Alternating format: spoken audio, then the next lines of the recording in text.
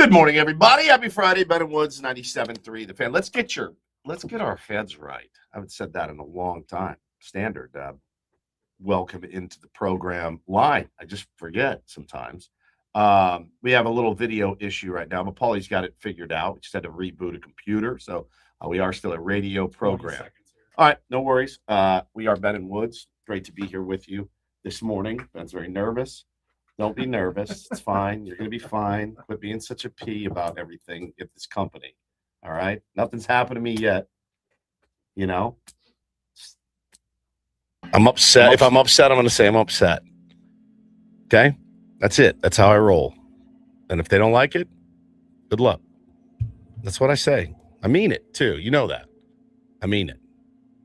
I get it. You're very authentic, but there are I'm not certain authentic. I'm pissed. There are certain things that you just have to be careful about when you're employed by a large corporation. Well, if this is what gets me in trouble ultimately and costs me my job, get ready for the lawsuits, my friend. I'm Woodsy, by the way. Paul Reindel's our executive producer, getting himself up on the screen here any second now. He's up. Oh, he's up. Let's see. Oh, no, there you go. Now he is up. How you doing, Paulie? Hey, how are you? Why did my wife ring the bell on me? Oh, because I called you a P word? Sorry. A ball sack. That's what I'm allowed to say. Ben Higgins is your friendly neighborhood sports anchor. Good morning, Benjamin. Good morning. Go ahead. The responsible one of the duo here. Well, or the soft one. I don't know which. I saw this news came out. Yeah, I immediately shared your outrage. Via text, I already knew, tomorrow's foreplay is going to be an interesting one. Well, I guess the proper way to do it is this. Welcome to the Odyssey family. Does that make everybody happy? Go. We have a new colleague here at Odyssey that our company Odyssey is paying real money for, apparently. Not doing this for trade at Joe's Crab Shack, which is about as high as I would have gone if I was the person in charge of making these decisions. I'd like to welcome Bunny XO to the Odyssey family. Yes, you're right. Who's Bunny XO, Woodsy? Oh, that's Jelly Roll's ex-wife. She now works for Odyssey. Her podcast was bought by Odyssey. Again, if I'm the guy in negotiations, I'm sitting back and I go, okay, I understand there's some mutual interest here. I can offer you $400 in Joe's Crab Shack trade. No? All right, well, see you later. That's it. You know what? I'll throw in a Bubba Gump shrimp hat and lunch for two. And that's as far as I can go. Oh, wait. You want real dollars? Actual human money that I could be paying human beings in our stations across the country. I could get producers extra money. I could get extra producers for top-rated morning shows. I could buy new microphones. I could get new equipment that people could take on and work on their vacation that's better. I could get a table that holds the toaster that's plugged into the wall. I could get a better water machine. I could get a vending machine, just one. I could get all kinds of stuff that could help the guys the people, the rank and file of Odyssey every single day. But no. Because you used to bang Jelly Roll, here's a podcast and here's money that comes with it. So, yeah, I'm not super stoked this morning. And Ben goes, dude, please be careful. I go, for what? Why do I have to be careful?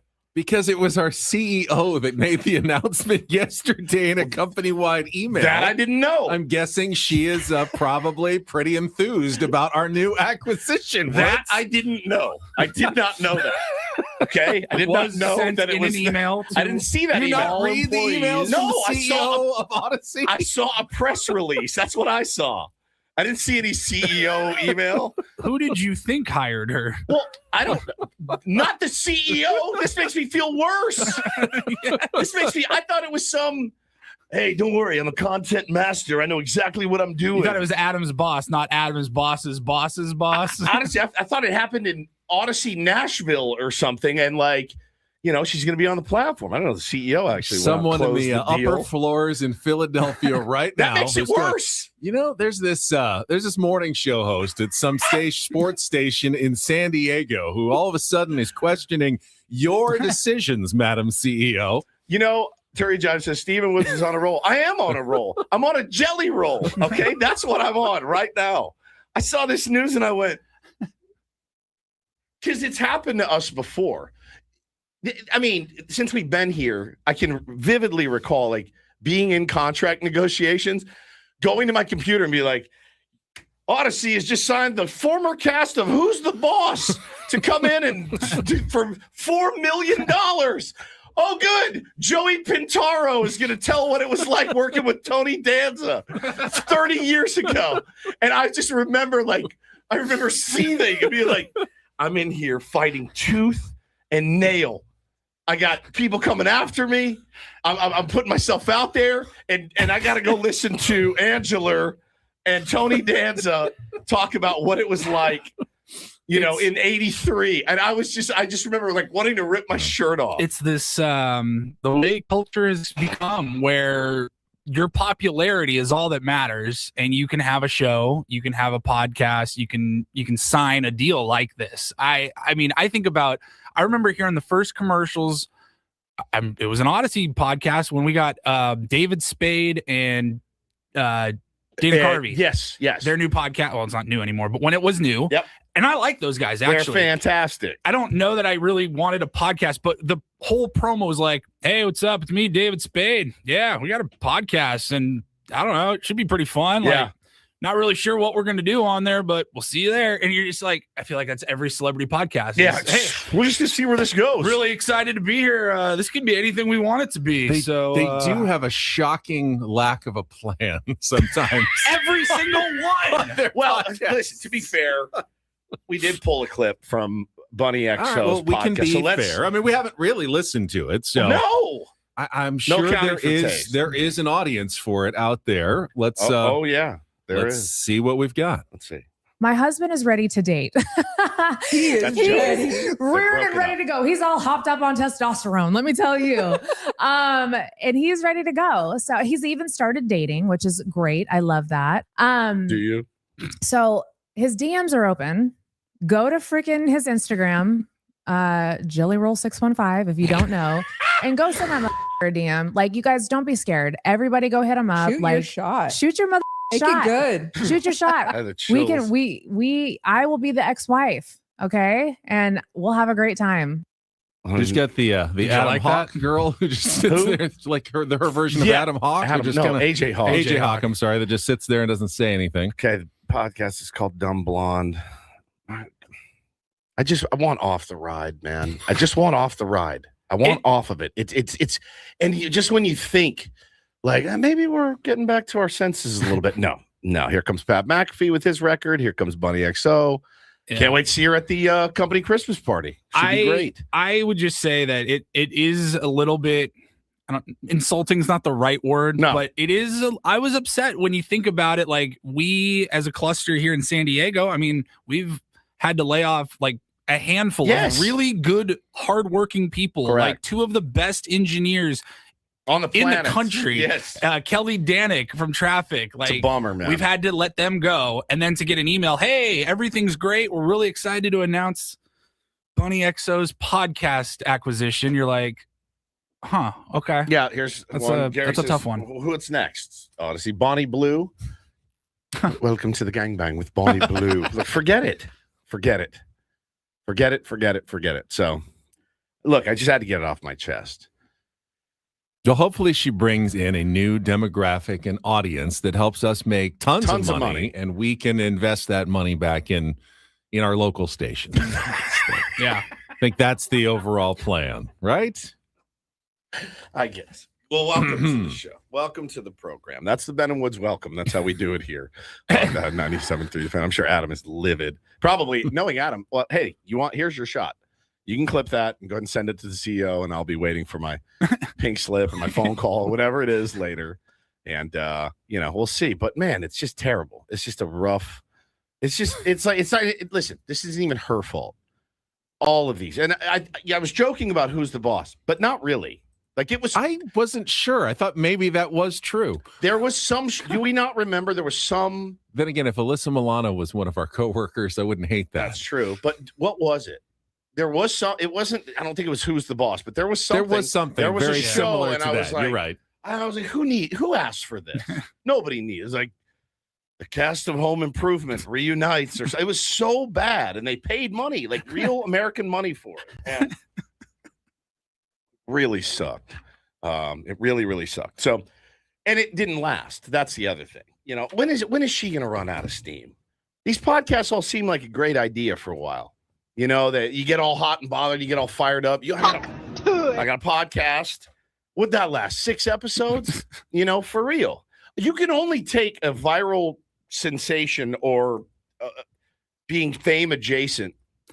You can only take it so far. Well, it's not like Bunny XO was a country music DJ for 10 years, and she met Jelly Roll at a press appearance or something like that. Yeah. She doesn't have like this background in broadcasting. It's not like you're not bringing in an accomplished broadcaster. It's just tough.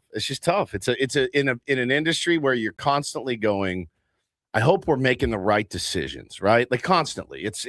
Our whole lives are hope the doors are open. Well, we've been through it, man. We have PTSD like crazy because the plug was pulled because people didn't pay their bills. So we showed up to work. We're like, we're not actually a radio station anymore, and we're not going to be. So you constantly lay in bed at night going, is this going to be a sustainable? Oh, what a word for the day, actually. Is this going to be sustainable for our industry? And you question it.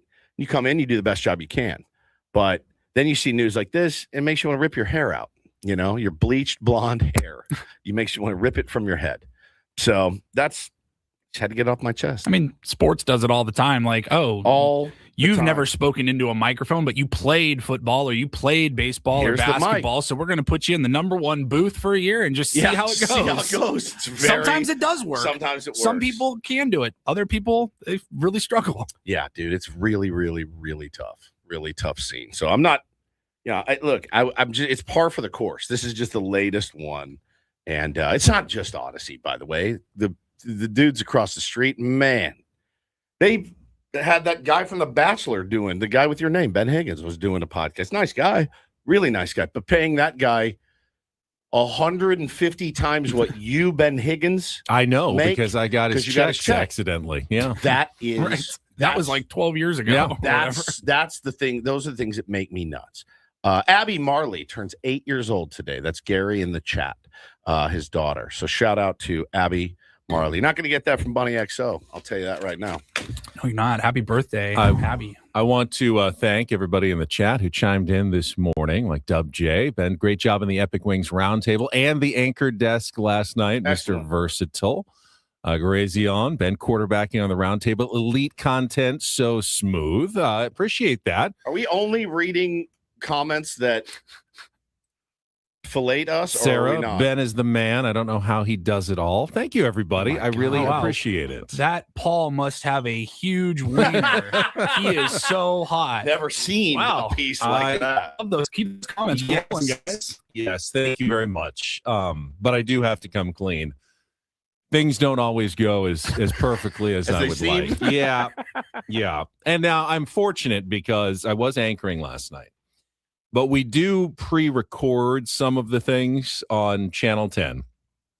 And I am so glad that we were pre-recording the open to our 4 p.m. newscast, and it wasn't live. Okay, so this was recorded. This was recorded, but the recording existed, and Paulie got his hands on it. So this was as bad as it's ever been for me. The first story was That's about a bold statement. Was about the license plate reading flock cameras that are around San Diego, which are controversial. And there were protesters yesterday. And for some reason, are those the ones that are on top of the streetlights?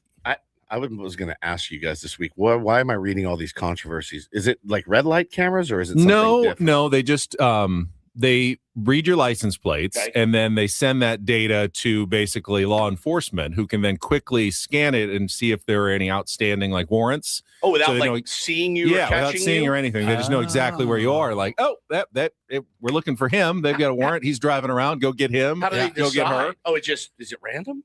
No, it picks up every car. It picks up your car too. So there are a few hundred of these around San Diego. So if you've got a car, is that new? Registered, fairly new. Yeah. Okay. Yeah. I was like, and it's expensive. They're paying like millions of dollars to this company for this program. Now, the positive benefits. And I got mad for hiring Bunny XO. We're spending our money on our tax dollars on this. But they've also like recover stolen cars really quickly. Like you call in and report your car stolen. Like, these cameras go, we already got it. We found them. We got them. All right. So that's good. You know, they have, I believe, like kidnapped children they found, quickly with the license plate readers. So there's absolutely a benefit to it, but there's also a big privacy concern. You have obviously people who are worried about misuse. You've had in other cities, like officers stalk their exes using this data that they got access to. So it's both useful and potentially problematic, making it for the perfect news story. I believe that they call that a slippery slope. Correct. Yeah.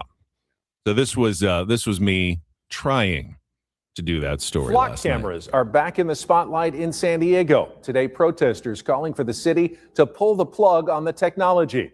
This comes amid concerns about privacy and potential misuse by law enforcement. The cameras are primarily used to capture and track license plates. Those plates are logged into a database police can search in order to find suspects connected to a crime. The group, ICE out of San Diego, is demanding the removal of the cameras. They argue the cameras create privacy risks and Flock cameras are back in the spotlight in San Diego. You got to start from the top. We have to always start from the top. There's no like editing on these. You were so close. Yeah, so close. They argue the cameras. The first one right here. Yeah, I've edited them now. And Ricks. What'd you get so nervous about? Flock cameras are back in the spotlight in San Diego. They argue the cameras create privacy risks and disproportionately impact vulnerable. Dude. Vulnerable. That's a mouthful. I probably do. Vulnerable. Vulnerable. Rewind it. No. Oh, no, more. Keep more. Keeps going. Do this. Vulnerable. No. Flock cameras are back in the spotlight in San Diego. They argue the cameras create privacy risks and disproportionately impact vulnerable communities. One protest. Oh, you can hear it. He's losing it. It's Megan. And how many people are watching? I can say protesters. It's just like two people in the Never booth had so much trouble with one story.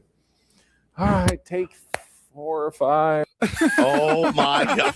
By the way, flock cameras are back in the news. I just stood there for like 8 minutes trying to read the same story over and over. Listen, again. and once you biff it once or twice, you're done. You're done for. Like you're absolutely done for. You're like, I'm not getting this. Vulnerable. Can you pull just flock cameras? I could not say vulnerable. I like how he says flock cameras. Flock cameras. Flock cameras. Vulnerable. Hit by a truck. I probably do, but I can get through this. Vulnerable. No. No. No. You're so good. Yeah, that's how smooth your beloved vulnerable Ben Higgins is. Rick's the first one. So first of all, I was hearing you read the copy. That was not the world's easiest copy. I know it was a disproportionate risk of vulnerability. I'm like, whoa, dude, settle down. Flock cameras. Thoreau, what is happening? Like it was very disproportionately vulnerable. The cameras are communities. primarily Really used to capture and track license plates. Those plates are logged into a database police can search in order to find such. There's a lot of S's. Yes, I'm a lot hearing, of I can S's. hear like Databases searching. The group ICE out of San Diego is ICE. demanding the removal of the cameras. They argue the cameras create privacy risks and privacy risks. They argue the cameras create privacy risks and Ricks. What is Ricks? Just losing it. privacy risks. A lot of S's in there. I could listen. It's not just you, by the way. Flubs are like my favorite thing of all time. Oh, like, yeah. like verbal on the news, on the radio, whatever, or like somebody tripping and falling. It's obviously a big player in my home. Now, me choking to death was a huge player. Vulnerable. Vulnerable. If this was live, I've got to plow through. Obviously, You you just can't fight start through over. it. You got to fight through it. Do you ever can you acknowledge? Can you be like, oh, risks involved, or do they want you to just risks? They want me to do the opposite of what you want me to do. Really? They want me to kind of just plow through like I didn't make a mistake. You mean they don't have like a producer that just turns on their microphone in the middle of your segment? San Diego is demanding the removal of the cameras. They argue the cameras create privacy risks and distort. Hey, Ben, what's a risk? What is a risk, Benny? Ben, by the way, Kimberly Hunt's just like, what is a risk, Benny? Ben, what is That's legendary. That would be actually really funny if you guys all just embrace the flubs and like if Megan Perry was like Mud and Don. Hey, I don't want to be too vulnerable here as I do the weather. Like that would be hilarious. Hey, if you're going outside, there's a big heat risk outside. It's going to be very hot, and you may be vulnerable to sunburn. That's so excellent. Well, thank you for bringing those in. And good news is I will want cameras anchoring again tonight. So good. And usually by Friday, long week Friday at the end, there's a massive potential for flubs at the end of my week. Absolutely. So. Well, let's we'll take a break now, and we should talk about what's kind of the biggest story on Twitter yesterday. Certainly, I know I got in the mix a little bit. Got a lot of reaction. Let's see. Rob says, the show that's on before you guys mentioned me in a segment this morning. Great. Can't wait to hear what that is. That Drake Toll? Yeah. Drake Toll mentioned you. I didn't hear it. I didn't hear it. I wonder what he said. All right. We will talk about what the controversy involving that team up north that Woodsy stepped into on social media yesterday, calling out some of the biggest names in our game in baseball journalism as well. We'll get to that. We'll set the menu for the Friday edition of Ben and Woods. We are broadcasting live from our Bill House studios. We know how on San Diego's #1 sports station, 97.3 The Fan. First, though, no athlete gets to the highest level alone. There's always a coach, always a strategy. Retirement shouldn't be any different. Trying to navigate market swings, inflation, and healthcare costs on your own can be overwhelming. You know, there are a lot of risks out there, especially involved with everything changing so fast. That's where Trajan Wealth comes in. TRAJAN Wealth.com. Their fiduciary advisors take the time to understand your goals, your risk tolerance, and your timeline. They're independent, so they're not locked into one product or one approach. Everything is customized. Trajan Wealth is local with offices in Carlsbad, Liberty Station, and Escondido, and they work with people who want confidence and not constant worry. So if you've got an old 401k or investments you haven't looked at in years, this is the nudge you're looking for. Start by calling 1-855-TRAJAN-1. That's 1-855-TRAJAN-1, or just take a few minutes online at TRAJANWealth.com. Trajan Wealth. Plan smarter, dream bigger. Advisory services through Trajan Wealth, LLC. Additional services through Trajan Estate and Trajan Tax. Actual client, paid advertisement. Additional disclosures at TrajanWealth.com.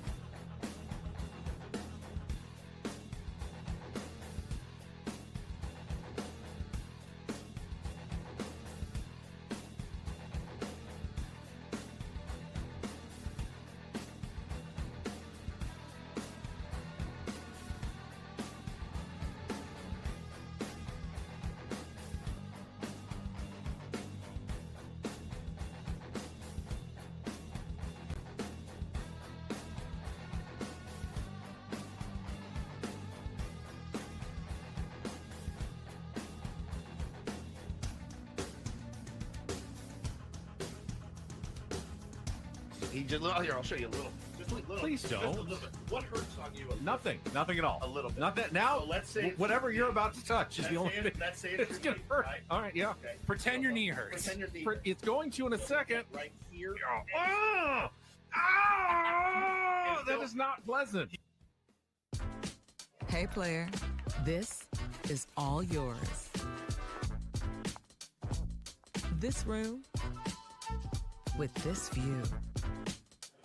This speakeasy with this cocktail. Hey, could you make that too? The spa with this. Ah. And this pool on this roof. This is all for you. The all-new Hamul Casino Resort, now open.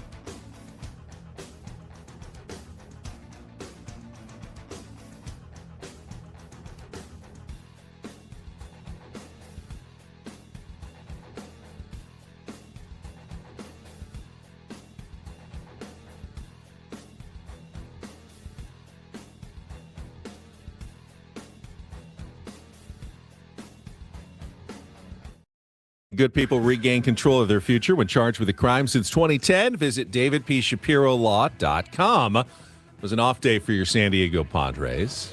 In fact, really none of the teams that the Padres are battling for in the playoffs played yesterday either. So kind of just like a dead day. Just a little dead day, which, with 34 games left in the season. Oh, my God. Chance to catch your breath. And then once again, back at it tonight as the Padres return home for a City Connect Friday at home against the Minnesota Twins.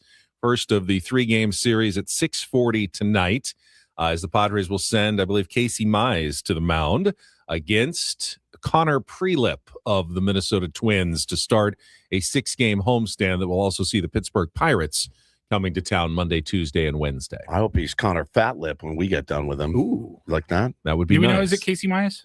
Is it not Casey Mize? I had Randy Vasquez listed. Oh, that's right. Yeah, Casey Mize is going tomorrow. But right. I didn't know if they were maybe skipping Vasquez. No, you're right. No. It's a Randy Vasquez TBD day. So you're right. Tomorrow is Casey Mize against Dean Kramer. I put a question mark on our rundown when it's Randy Vasquez days because is he going to? Will there be an opener? Yeah. Is it Kyle Hart, Wandy? I have no idea. Yeah. So that's tomorrow. Casey Mize tonight is the Randy Vasquez day, and the Padres would like to get off to a good start, as we talked about in the roundtable yesterday. You need a good homestand. It's okay to have a 500 road trip. And as Tony, I think, pointed out, the last 3 road trips have all ended up right at 500. Yeah. They needed to bounce back with that sweep of the Marlins out of the All-Star break just to get to 500, but they did. And then they split just the 4 with the Arizona Diamondbacks, so technically a 2-2 road trip, and now a 3-3 road trip to Cleveland and then New York this last week. You win 500 on the road over the course of the season, you're doing just fine. 100%. But you got to take care of business at home. To take care of business at home. I thought Tony Gwynn Jr. yesterday on the roundtable was excellent. He was, wasn't he? Gave me a nugget I have never heard of, I have never noticed, and I've thought about it most of the day yesterday. If you missed it, Paulie, he was talking about, we of course got into the game where Monday's game where Bob Henley and the Sens and everything else, and I don't know what sparked the convo, but he essentially was talking about third base coaches and the varying styles that they have, and he said a good outfielder knows who the third base coach is and will read the third base coach as he's fielding a ball for what to do with the baseball and where to go. He will shoot him the flash look. So if you've got the you got the real demonstrative go,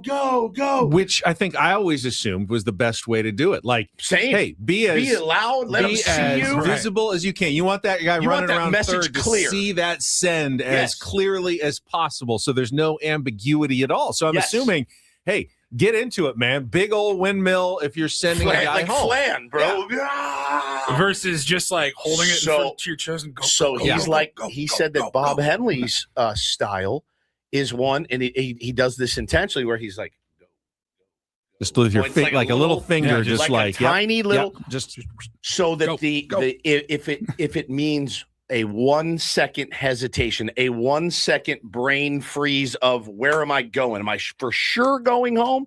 Doesn't look like he's going home. Maybe I can get this dude at second. Maybe he throws to the wrong guy, the wrong base. We see it happen all the time in baseball. Guys throw to the wrong base. But I listened to that from Tony Gwynn Jr. and my head was like exploded. That's interesting from the outfielder's perspective, of course, because I would have just thought, I think we all would have just thought, oh, okay, let's say I'm playing right field, runner on second. Like I'm heading at least towards my cutoff. Yeah, right? my first baseman. And then he's either going to catch it or it's going to go through and there's a play at the plate. But like that's up to the first baseman to decide. I would never even have thought to look at the third base coach. Tony says it's obvious. It's obviously something that the good outfielders have the ability to do. And maybe it does. Maybe that's why they get distracted sometimes. And they, because you do see it. You see it at all levels. The head comes up before the ball is caught to throw because you're anticipating a move. But the good outfielders, Paulie, on a hit out to the outfield, he is looking at third and he's like, I see nothing. He's not sending this guy. And maybe you get one half step, maybe you get one extra beat and you get that run. And I just thought it was so cool and so inside baseball that I just go, it's unbelievable. Now, it doesn't work at any level really other than the big leagues and maybe college, because if I'm teaching my 8-year-old, shoot a flash look to the third base coach, and then they're like, no, right. They have no idea. Get the ball, hit your cutoff man. That's all I need you to do, and then we'll figure it out from there. But at that level, it's just another thing that I had no idea. Those little inside baseball, the little tricks and little nuggets is my favorite. I know it's a movie, but I was immediately thinking, as you were explaining that story, I started thinking about Field of Dreams when he's explaining the little, like, look how Shoeless Joe, he's already backpedaling because he can see the angle of the bat and he already knows, all right, this is probably coming this way and stuff like that. 100%. The little reads and tricks. I couldn't get enough of it. And then we talked about, he did such a great job too on the broadcast Monday of talking about Robert Stock and the pretty incredible advantage he was getting by not being engaged with the rubber. So for those that don't know, there's the pitching, what does Mud call it? The pitcher's plate. And you have to be against the rubber. Your foot's got to be engaged with it. So Bob Stock was way out in front of it, and he was getting the funkiest angle, and nobody was calling him on it except for Souza, Toddy. Everyone's going, hey man, like his foot's got to be engaged. And we just saw this with, I want to say it was Zach Wheeler got called out for it as well. He also is gives it like the little nudge in front. Now, literally, remember the Carter Caps controversy where he would he would do a hop one step and then throw from like a foot in front of the rubber, and they were letting him get away with it for a while. It was like we can't tell if he's breaking any rules. You're talking about starting like 3 inches in front of the pitcher's every little leaguer is 6 inches in front of the rubber, and as a coach, you're like, I mean, who doesn't want 6 extra inches on their fastball or really anything else in their life? Who doesn't want that? Like, if I can get 6 inches closer to the plate and throw, my 68 might look like 69. You just never know. So at the big league level, to have stock so far off the rubber and up kind of down the slope of the mound to get a funky angle, Tony noticed it right away. Toddy noticed it. Susan noticed it. It was great having him on there to give those. And he knows every one of those little inside tips, man. Like from his dad. His dad was probably like, "Hey, watch what this guy does with his glove. That means he's going to do this." I mean, I can't get enough of it. So it's also a reminder about just the insane number of things like the coaching staff has to be on the lookout for in the course of a major league game to point that out. If the umpires aren't noticing, then the other team is like, "Hey, you got to call it on this guy." And Tony even mentioned like when there was nobody on base, the umpires are far away. Like they're standing on the outfield grass, so they can't really see where the pitcher's foot is exactly in relation to the pitcher's rubber. But then when someone's on base and they're up tight, Stock would move back and make sure that they could see that he was in conformity with the rules. It's so really good, man. They are always looking for the tiniest, most subtle edges that they can find. And the fact that they get them, is the one that makes you go, all right. And it's actually kind of defeating because I never really pick up anything like that. I never really have. I think I got one guy's tell in my whole life. You know what he did? He still struck me out. That means he's going to throw a splitter. I can't hit a splitter. Well, maybe don't swing at it. Like even when just guessing a pitch that alone is hard enough. And when you're like up to bat, you're like, all right, 1, 2, I'm thinking curveball. And he throws a curveball and you hit it. You're like, I feel really good about that. Look at me. But as far as picking up like signs and tells and stuff like that, it's so hard, man. So bad. There's a different breed of baseball player, and I'm not it, and he is, and that's why it's nice to have him on there for things like that. But I think the obviously a big series. They're all big series. Ben, who do the Diamondbacks have? Reds. The Diamondbacks are playing. Check your notes. Probably in your notes. I had it in my notes. I know you did. Yes, I do. Because you did it on the round table. D-backs are hosting the Reds and then the Cubs, and the Phillies are hosting the Cardinals, then visit the Mariners this week. So yeah, that's what we'll be looking forward to, trying to find a way to beat, what's his name? Connor Prelip.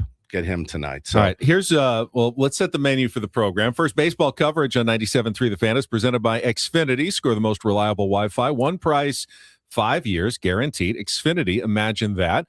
7 o'clock hour after we have our Don't Do This segment, we will be joined by Darren Smith, our friend from the Padres Friar Territory podcast, as well as our SDFC broadcaster who's got a game tomorrow night at Snapdragon Stadium against the Colorado Rapids coming to town. So we'll talk baseball and soccer with Darren.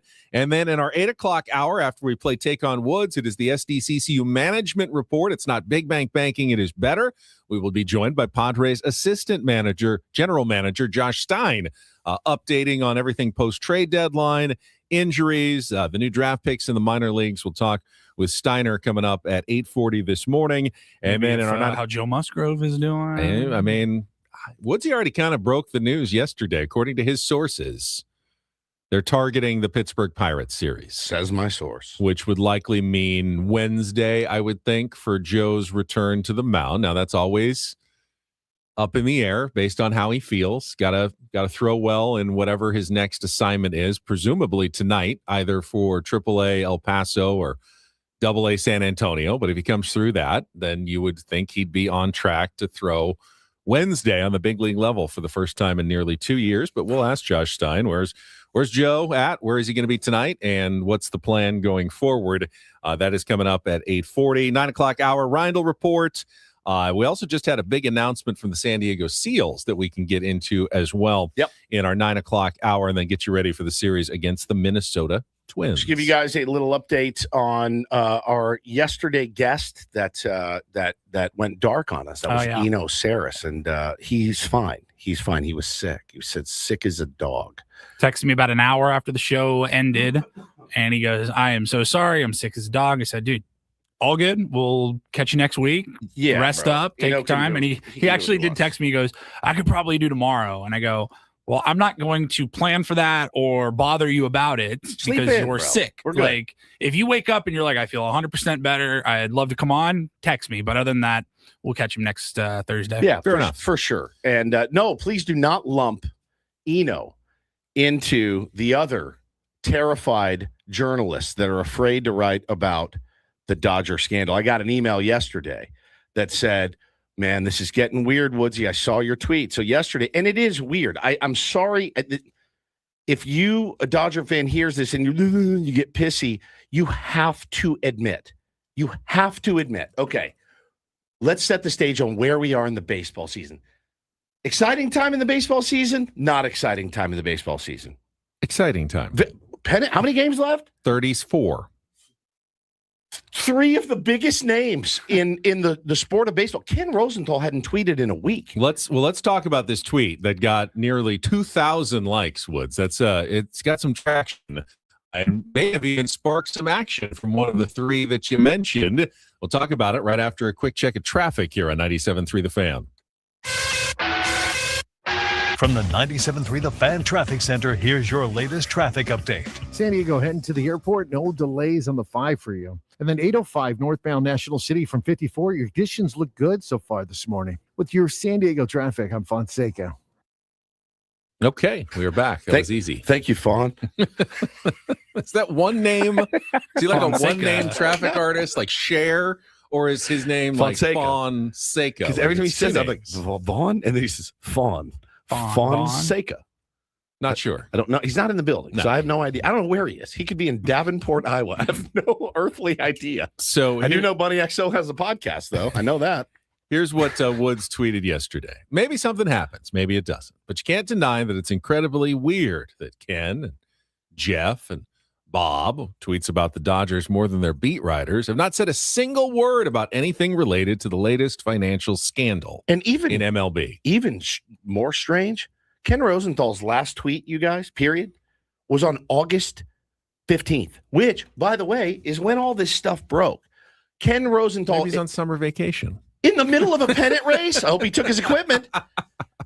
Dude, I was at the Four Seasons. There was a firewall. I couldn't do anything. Bro.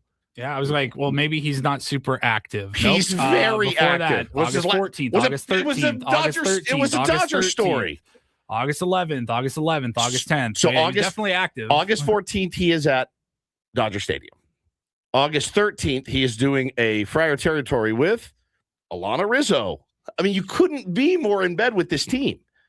Then August 15th, he tweets out the picture of his bow tie, and that he has gone radio silent since then. Okay? So nothing from one of the top baseball writers on the – tell me that's not weird. And does it even feel tinfoil hat at all, or is that just weird? No, that's weird. It's weird. So then Passan sent out a couple of transactional moves. Kate Anderson, my beloved, getting called up by the Seattle Mariners. It's about time. That's really it. He's talking about some transactions that have happened to Ketel Marte, but nothing about the Dodgers. Nothing. And again, I saw Dodger fans saying, well, they're not financial writers, guys. They don't have all of the information. Okay, fine. I've seen both of these cats, both of them, when the Padres news broke of they had to take out a loan to cover their payroll, or they're selling the team. Like, you couldn't have been more on it. When Steve Cohen, all of the troubles that the Mets had gotten into before he took over, they were speaking on financial issues as if they worked on Wall Street. Every day it was a Steve Cohen story, or it was a Peter Seidler story. Every day. Now nothing. Zero. I'm not saying they're all in a room together going, what do we say? Let's get together. Tell us what to say, Andrew and Mark and Freddie Freeman and Mookie Betts. I don't think that that's happening. It's odd. It's extremely odd that the biggest baseball writers in the world are like, oh, it's just, We spent years telling you how great, smart, savvy, and sustainable this is. Years. We jammed it down your throat. In fact, I have a DM from Jeff Passan from spring training a couple of years ago, chastising me for getting mad at it. Remember that? I've got it. I read it yesterday, and I went, well, this aged well. Telling me that I don't understand, and he does, and do some research, all of that. Guys, it's weird. I don't care what you say. I don't care who you root for. If you're a Cubs fan, you think this is weird. If you're a Dodger fan, you should think this is weird. It's weird. Now, in the hours following your tweet, Jeff Passan, a clip of him was posted online, not by him or ESPN, but by Max from John Boy. Max Manis, who did an interview with Jeff Passan, and he actually got him to talk about the Dodgers scandal. He did not look comfortable. He did not. Mark Walter, the Dodgers, that is like the clickbaitiest baseball topic I've seen on Twitter in quite a while. Explain it to the listeners. And he does a good job here. Watch sources tell Jeff Passan on Tuesday. All right. Is there anything? Little tease. What's the bare bones? What's the basics? Insurance companies have premiums that come in, and those premiums are dollars that always get invested. Mark Walter, who runs the Guggenheim companies and is the owner of the Dodgers as well, was purchasing insurance companies and taking those, proceeds that came in for the insurance contracts.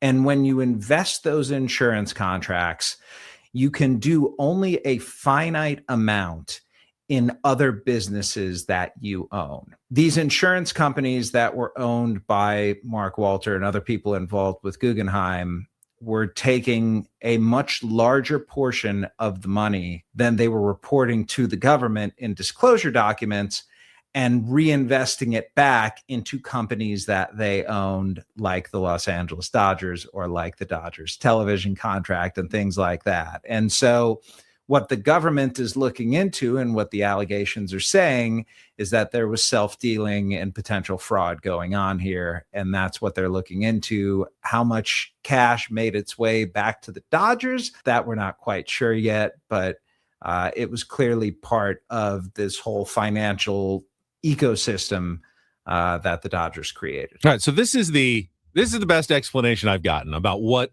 actually Mark Walter was doing. Makes some sense. When you pay your car insurance premium every year, every month, whatever, they're not just holding on to big piles of money from all of us, like billions of dollars. Yeah, we understand how investments They are work. going to invest that so it can also grow for them. Sure. And then they use, sometimes they have to pay out, you get in a car accident. Okay, they have to pay out some money, but most of that money is then working for the insurance company. Sure. But you're not supposed to use that money to benefit your own businesses at the time. It's just to continue to grow the insurance business. Correct. Not to grow your other businesses page that you open, which money came from. Or your baseball team. So that is what Mark Walter is being investigated for, using that insurance money that all of us are paying in premiums and then funneling it as investments into his own company. Crazy. So he can essentially make money twice on everything. Right. Yeah, he's double dipping. He's robbing Peter. Peter's actually, he's not being robbed. No. Peter's giving him the money. Right. He's supposed to pay Paul, and he does eventually pay Paul, but he's also taking a lot for himself and paying Mike and Tom, and himself. And so that's the thing, man. But Jeff, I've always liked Jeff. I think he's good at what he does. This is a weirdly bad look for all of these guys. Again, I was reading through the DM again, and it's like, bro, they're smarter. They just – and I guess technically, they are, because now it's underhanded. It's actually illegal. And I got another source that told me, like, dude, there's a whistleblower. Like, this guy's in deep trouble. What it means for the Dodgers long term, I have no idea. Probably nothing. I mean, we know how this is going to work. He'll go. We have gotten rid of the bad actor here. And then 17 other rich guys are going to step in and be like, I got $1 billion on it. You know what I mean? Like, they're going to be fine. We'll make jokes. Oh, I'm going to have fun with it. But, like, imagine if you owned a Lamborghini and got into some financial trouble and had to sell your Lamborghini. Right. It's still a Lamborghini. Like, I don't know that there's anything's going to be changing on the day-to-day operations. I mean, it's going to be changing for him. Yes. Right? But it's going to be changing for him, but it's not going to be changing for them. They'll be fine. They always are. And listen, we all know this to be true. They are Major League Baseball's cash cow, and you do not mess with a cash cow. You don't. You will. If I'm Mark Walters, I'm terrified because I'm like, number one, there were improprieties. Number two, I've upset the apple cart, and I know that I've put the most apples in this apple cart. They'll just cut me at the throat. And they will scoot me out, and I will pay my fines and maybe go to jail. I have no idea. Then they're going to make themselves whole because they still have the golden goose, Shohei Ohtani, who makes money hand over fist. They're not going to upset this apple cart. So any thoughts of vacating World Series or it affecting them at all is not going to happen. But I will give credit, Jeff Passan, with a good tease for his Tuesday. Excellent. His Tuesday drop, whatever that's going to be, sounds like it's going to involve the Dodgers in this investigation. Check out Dumb Blonde, new podcast on Odyssey by Bunny XO. I think she's joining us maybe coming up next here on 97.3 The Fan.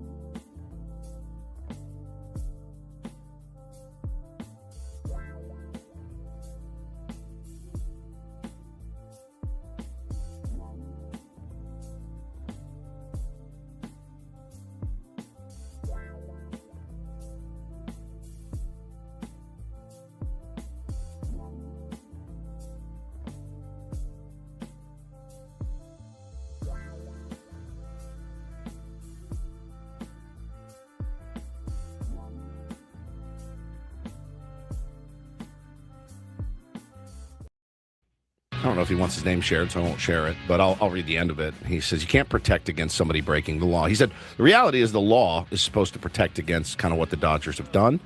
And he declared much less than is the actual number. Mark Walter, not Walters. He says, Major League Baseball can, if they want to decide this type of money coming into baseball is not good for it because of moral risk. I'll reference the FanDuel signs on the walls of stadiums that would lead you to believe that they're going to be just fine with it. I think also, I mean, honestly, and it sucks to put it on one player, but Shohei Ohtani is really a big part of this, where you cannot upset the money. It's exactly why Bud Selig turned a completely blind eye to steroids in baseball. Baseball was dying. It was on life support. And then guys come up and they're hitting 600-foot home runs, 40 to 50 of them a year, and the game is back. And chicks dig the long ball. And, oh, my God, look at these guys. They look like Olympic athletes and not baseball players, and they're freaks.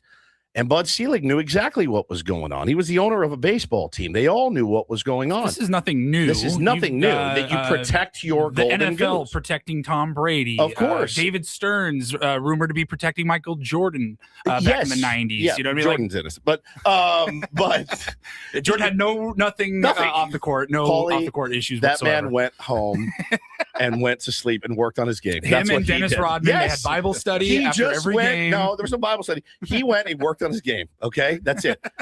These rumors of casinos and whatnot, all unfounded. All right, but no, the amount of money he brings in internationally and the eyes that he gets on the game, it's inherently a great thing, and it's a great thing for baseball. So, of course, and I'm not, again. But, Shohei Ohtani is a great thing for baseball, regardless of what team he's on, right? I mean, coupled with the fact that the way that they have chosen now to do business and win and get all the eyes of Japan and Asia on U.S. baseball, the endorsements. So I don't know. I'll acknowledge the Dodgers have made much better use of Shohei Ohtani than the Angels did. His star has gotten brighter. Ever did. Correct. But I don't think that goes away if Shohei Ohtani goes to another team. And by the way, that is a possible outcome here. Do you find that odd? Even though he signed the long contract, there is a clause that if the Dodgers are sold, and it's possible that Mark Walter may have to sell the Dodgers at the end of this whole investigation, his share, yeah. Shohei Ohtani will have the choice to opt out. Now, it was reported last week that they didn't think he was going to, no matter what happens. But none of this is for sure. I mean, you get more details coming out, and Shohei may feel uncomfortable about the whole situation, and he may see a greener pasture somewhere else with more upfront money. Like, hey, I don't know how much this deferred money is now going to be there. That was what Mark Walter promised me, was this $68 million. If I these believe new it's owners, an escrow. I believe it's. I mean, it's not. I mean, but what about the next few years? Like, if they get in financial trouble in some way, the Dodgers already went through a bankruptcy at one point with different owners. Seems unfathomable now that would happen again. But vulnerable and unfathomable. A big risk. Vulnerable. He could choose to go to a different team, which is not the most impossible outcome of this whole scandal. And again, forgive me, I'm not trying to be naive, and I'm also not trying to take a shot here. Is that not an odd request? I kind of understand the Friedman part of it, like because that's part of his clause as well. If Andrew Friedman goes, I can go. That's like how my contract is structured here. If Adam Klug goes, I'm gone. Right? I got it written in blood. So, but the fact it was kind of weird where he's like, hey, if just on a whim something happens to the owners, I can leave. Is that standard? No, I've never seen it before. I'm trying to think I don't know that it's common at all, but if like Manny had that in his how close Manny and Peter were, like if Manny had anything in his contract, would that be weird? Like, hey, if the team is sold or anything happens, like would it be weird? Because I loved Peter. I was here to be with Peter. I don't know. It's very, and again, it does bring up the cottage industry, or the standard story in the industry was this is the cool thing about Shohei is this was his idea. He came, and I have it in the DM from Jeff. He gave this offer to the Blue Jays and the Angels and the whoever else. They all could have done this. And I now, when I see some of these improprieties come out, I go, I don't know that I necessarily believe that's true, that he came in and pitched it and said, guys, I got a great idea. Pay me $1 and then pay me, millions and millions later because we want to build a great team here.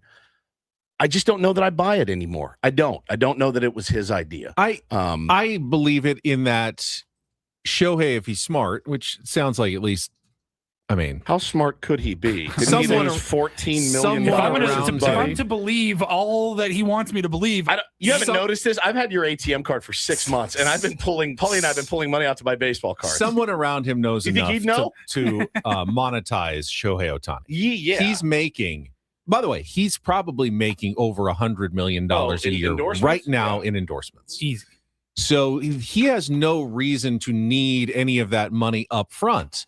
And knowing that it allows the Dodgers to then do whatever they want to try to create a winner. We know what they've been doing. That only increases Shohei's brand. Like, hey, the thing that I need the most is to play in the World Series every year. Yep. And I will make more by doing that than I will by getting the money now from the Dodgers. And by the way, I'll still get that money eventually. And more than I would have just by being patient. So he's making money now. He's making money in the future. Yeah. It was actually a genius deal by Shohei Ohtani. And see, I got Jeff Passan telling me in my DMs that it was a terrible deal for Shohei Ohtani. Terrible. He said it's terrible for the player. It's terrible. It's quote.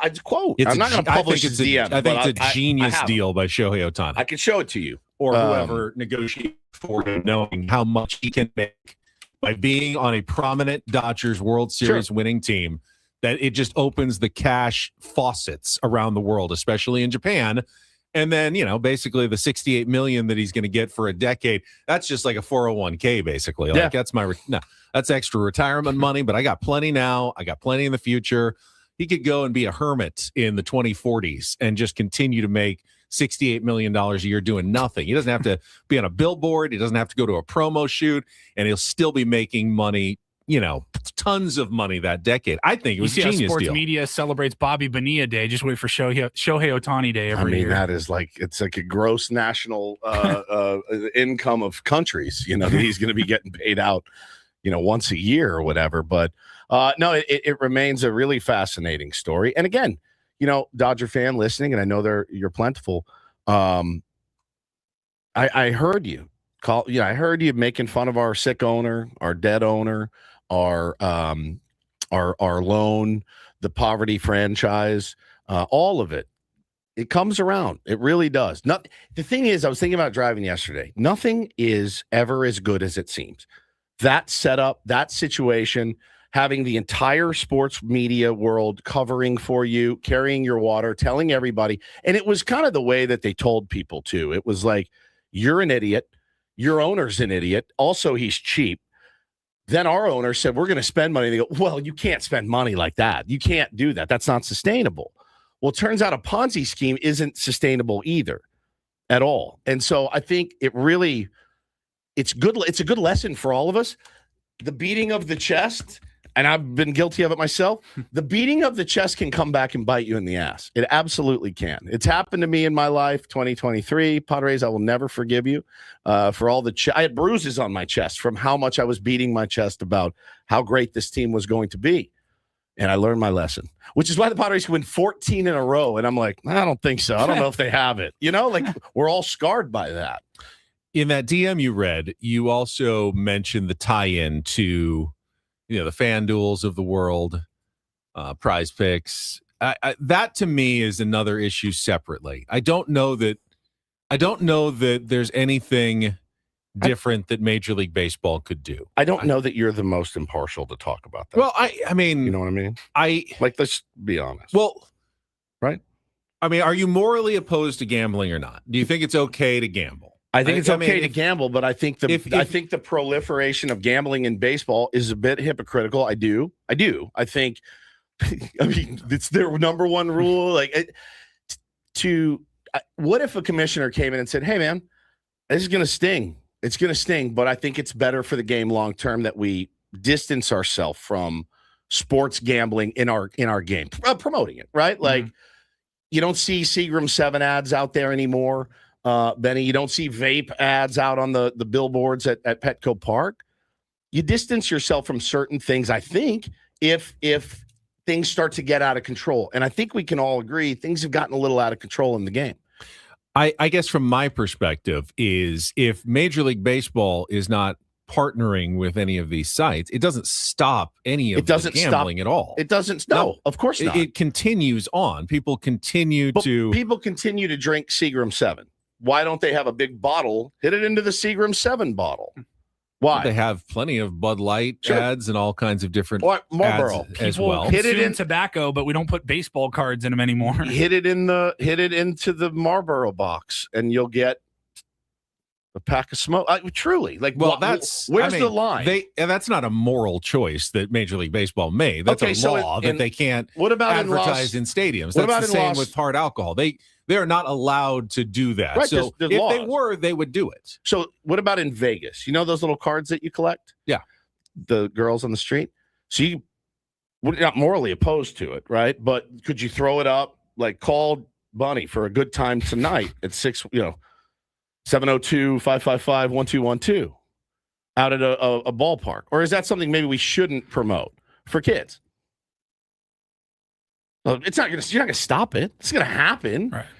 Right? Like, again, where I think they've established where the line is. I'm not saying they should. If you want to say that there should, just like hard alcohol and tobacco, that there should not be any advertising for gambling allowed, no TV commercials, no billboards, I will accept that argument. That is a radio's still good though. That's a fair. No, I mean it wouldn't be on radio. They don't have any alcohol advertisements in baseball. They have Budweiser. They have beer and wine. You can beer and wine, but you can't advertise hard alcohol. You got it. And cigarettes or tobacco. But that's a law. That's not baseball. Could you imagine the left field wall of the new A's stadium just being those ads? Girls, right to your room.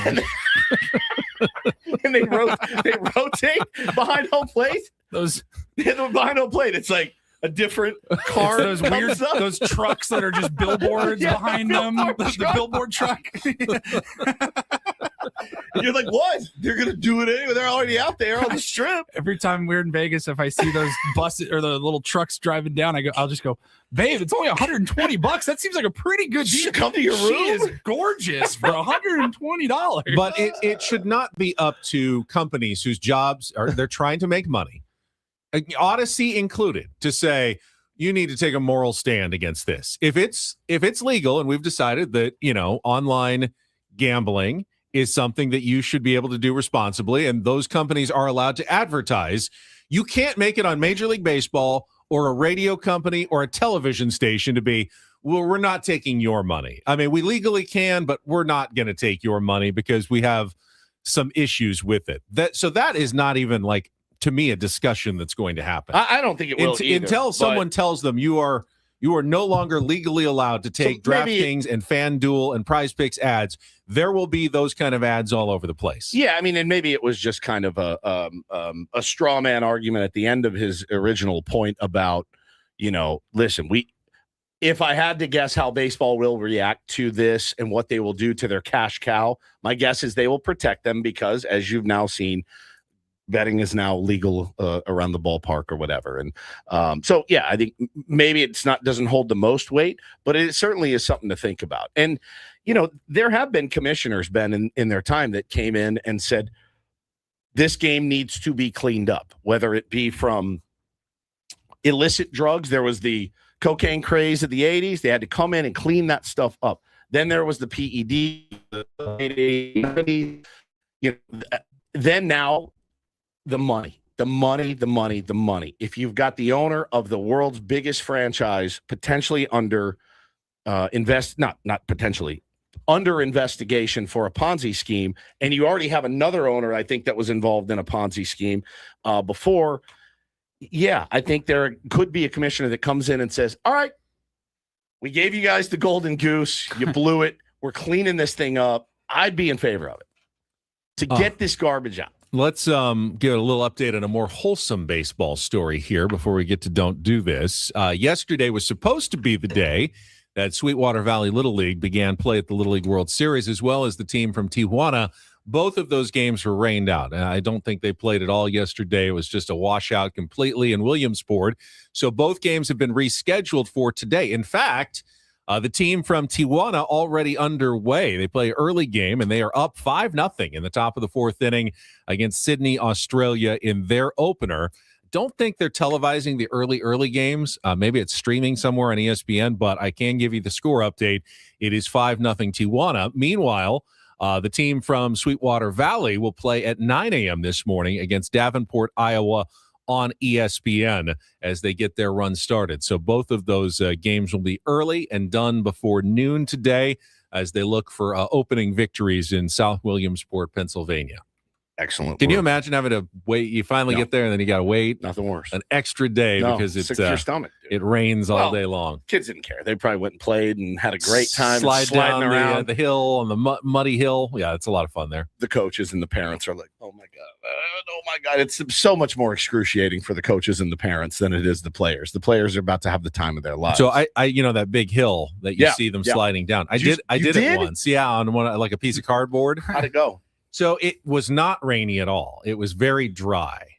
Save that. And I was I really couldn't get the momentum going. So it was kind of like I had to keep pushing myself down the hill. So it wasn't really fun. So it wasn't fun at all for more me. Like scooting. Yeah, I was just kind of scooching all the way down the hill. Obviously, you're supposed to run, dive headlong onto it. But I was a little more cautious in my approach. You were portlier then. And a little bit portlier. And it was at the end of the tournament after the whole thing was over. Yeah. It's like everyone was clearing out. We had already done our live shots. Oh, they didn't get this for the news? They did not get this for the news. Okay. This was just we'll just give it a try. Yeah, just for my own edification. Yeah. And it was like scooch. This is super fun. Like a dog on carpet. Like a dog on carpet. Like a water slide with no water going down it. It happened to me in Hawaii. I went down on one of the early runs of the day and got stuck halfway through. I was like, there's nothing worse than being stuck in the middle of the water slide. With little kids coming hauling ass behind you. You're like, oh God. I was like, wear one in the back. It's the worst, man. The worst. Whew. All right, that was a fun first hour. All right, we've got Don't Do This is coming up next. Maybe one of the more horrifying things I've seen at a baseball stadium. It was very dry. We'll get to that and more coming up with Ben and Woods, broadcasting live from our Bill House studios. We know how on San Diego's #1 sports station, 97.3 The Fan. Thanks to SDFatLoss.com. Maybe I could rocket down the hill in Williamsport nowadays. Lost 40 pounds in 60 days by following their very simple program. Eating right, but eating foods that I liked at the same time. Chicken, steak, stuff from the grocery store. They're not asking you to buy anything like shakes or bars or prepackaged meals. It's up to you, which I loved because I like food, and I wasn't going to give up food. I had tried those other programs, hated it, lost some weight, gained it right back when I started eating regular food. With SDFatLoss.com, they help you supercharge your metabolism, and then you maintain the weight loss when you are done without the need to rely on the GLP-1 injections, which, maybe suppresses your hunger a little bit, but you're going to lose muscle, your metabolism is going to go down, and if you don't keep taking the injections, probably going to gain that weight back. This is different at SDFatLoss.com. No exercise necessary. You can lose up to a pound of fat per day and 10 to 20% of your body weight in just 60 days. Get your free consultation by going to SDFatLoss.com. They'll explain it. And if you think it's right for you, sign up for the program now and take $200 off for 97.3 The Fan listeners during their summer special at SDFatLoss.com. That's SDFatLoss.com. Results may vary.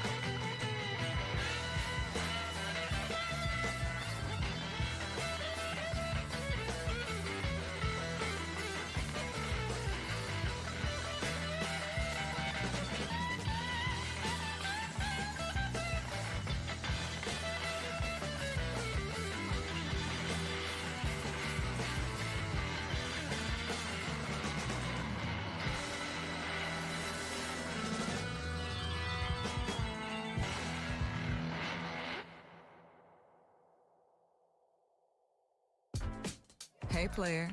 This is all yours. This room with this view.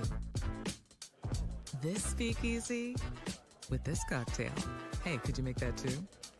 The spa with this. Ah. And this pool on this roof. This is all for you. The all-new Hamul Casino Resort, now open.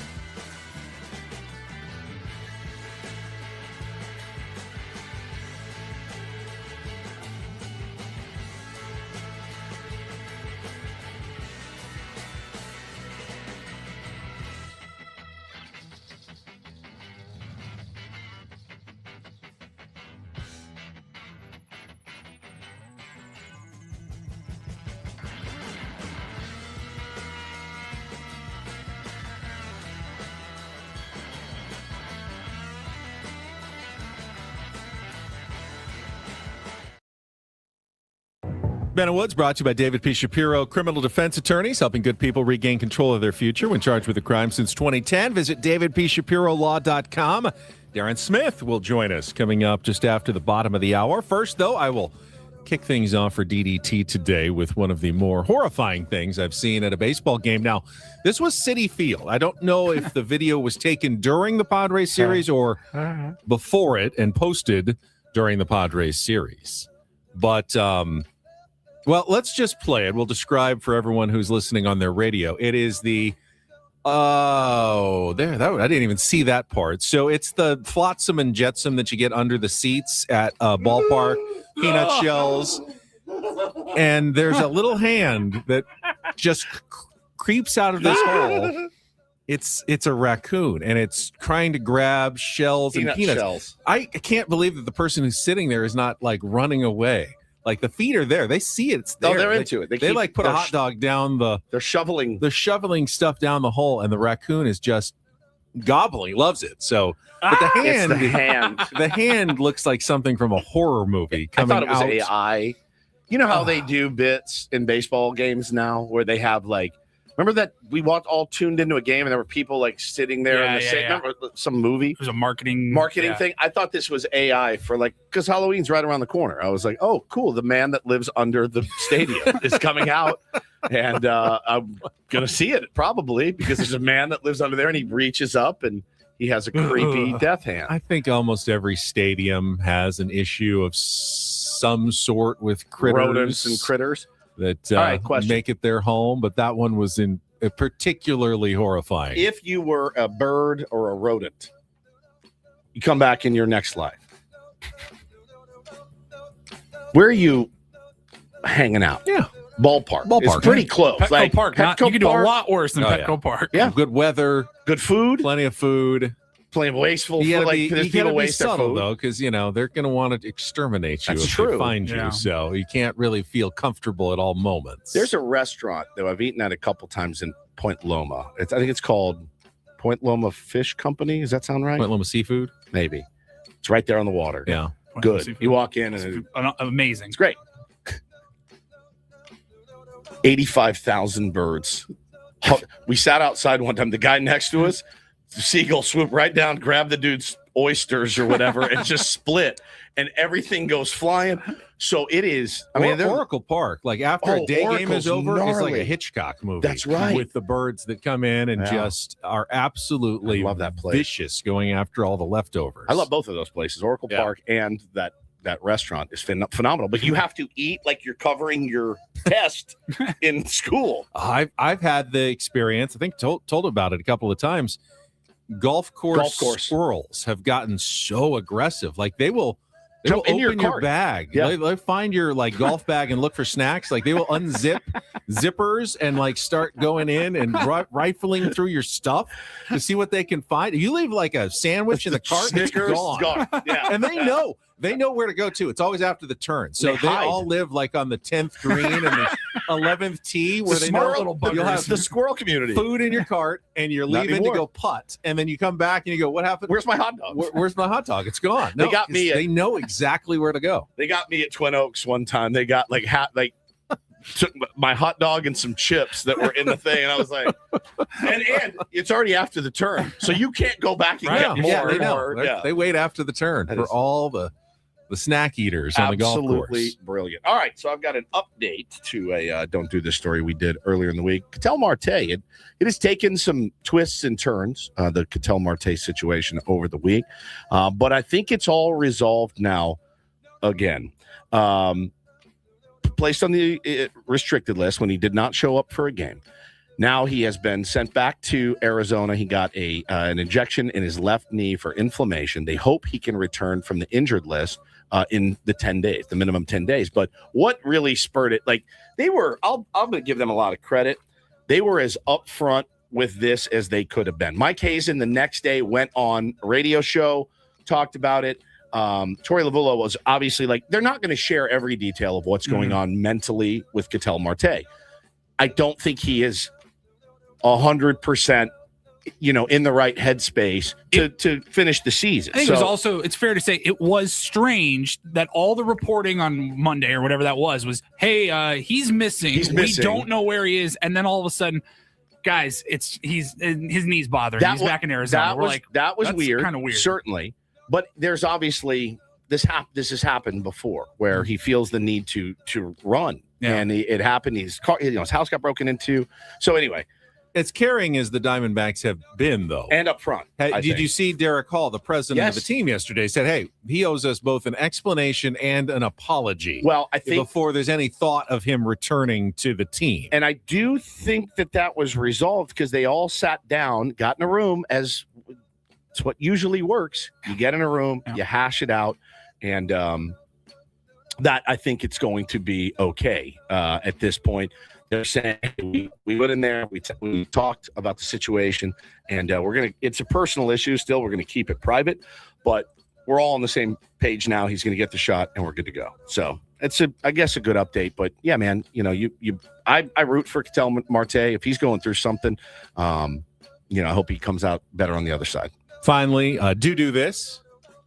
DD mega doo-doo. And I must say, I smiled when I saw this story in the UT, and I did get a statement from John Seidler. But a lot of our friends who work for the San Diego Padres are about to have a very good day because it was reported yesterday that when the sale is officially recorded, which should happen in the next couple of days, and all the wire transfers from Kwanzaa Jones and Jose E. Feliciano go to the old owners who are selling their shares, that some of that money is being set aside by some of the Seidler family and some of the other people who are selling their shares in the Padres to pay bonuses for every full and part-time employee of the San Diego Padres. So I think that's fantastic.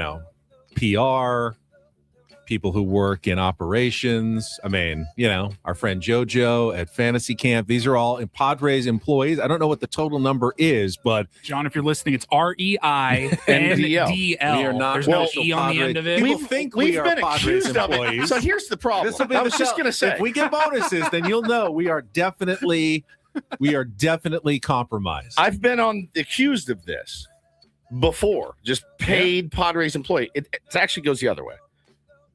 So if there's nothing that hits my account, I'm going to be furious at this point because I want my cut. I want my cut. If you're going to accuse me of it, fine, pay me.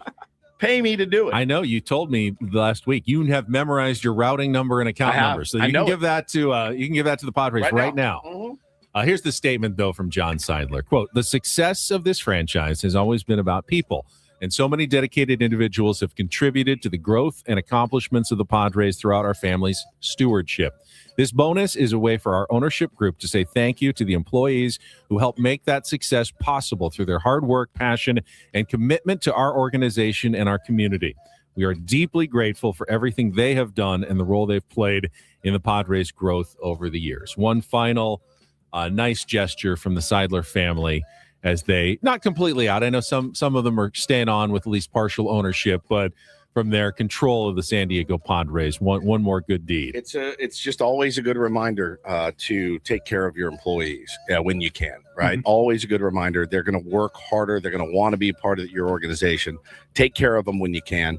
And I think this is one of those instances where if you didn't, everyone's going to be like, what? Really? As guys, like people in the corner offices are like, counting cash. Putting in a pool. I had a boss in an industry one time where like it was a rough year. It was a rough year for everybody involved in the country. It was just a rough down year. Dude went to Instagram on Christmas morning and had bought like Vespas for his entire family. So like 4 brand new Vespas, piles of presents. And I mean piles. And it's just like this big present orgy on Christmas morning. And I looked at it and I was just like, it made me like my neck seized up. You're like, this, we should all be able to agree on this. This looks wrong. The look is terrible. Like, again, buddy, you could have done all that. If you didn't post it, I wouldn't have known. And then I don't want to hurt you because I don't know. It doesn't hurt me. But waking up Christmas morning and seeing that and be like, cool, man. Very enjoy your new Vespas, all of you. This family of 4 just riding around the neighborhood on Christmas morning with Santa hats on. Lost my mind. Lost my mind. And that is Don't and Do This for a Friday. That was Don't Do This with Ben and Woods on 97.3 The Fan. Yeah. I got we got the Jelly of the Month Club. Well, that's what the 3 of us are getting. Yeah. The gift that keeps on giving. We're getting membership in the Jelly of the Month Club. If the Padres is brass, the Jelly Roll of the Jelly Roll of the Month. Oh, we got that too. If the Padres brass is listening, it would be the funniest bit of all time to send us some jelly. Just, I think it's the funniest thing. If I came to work and I opened up some mint or some orange marmalade, I think I would. And then we send Cousin Eddie after you. That's right. That's right. That's right. That's so good. All right, when we come back, I want John Seidler here tonight, right now, in my living room, so I can tell him down here in Granite Ridge. Please, somebody send us some jelly. Our pal Darren Smith's going to join us when we come back. More Ben and Woods on the way on San Diego's #1 sports station, 97.3 The Fan. Yeah, well, our beloved Purples and Woodsy's going to be making another trip down to Sedano Ford when that bonus kicks in, but I don't need to. Got the brand new F-150 2026. It's amazing. I love it so much. It makes me so happy to get in my truck and drive to work and drive to the fields, and it's got all the space that I need. But check out the back-to-school savings event going on right now at your local and veteran-owned Sedano Ford right there in La Mesa, just like 10 minutes from us here. It's a beautiful dealership with friendly people. They're going to take care of you. They really want to get you in the car or truck of your dreams. $349 a month is what it's going to cost you to get in that new 2026 Ford F-150 STX or the 2026 Bronco Sport Big Ben or the 2026 Ford Explorer Active. That's 3 great Ford vehicles, 1 amazing payment, $349 a month. And there's even more to take advantage of. 0.7% APR financing plus no payments for 90 days on select new Ford models. Don't wait. These offers will not last long. Stop by your local and veteran-owned Sedano Ford in La Mesa. Don't forget to tell them that Woodsy sent you for complete details, and more great offers can be found. SedanoFord.com. Once again, SedanoFord.com.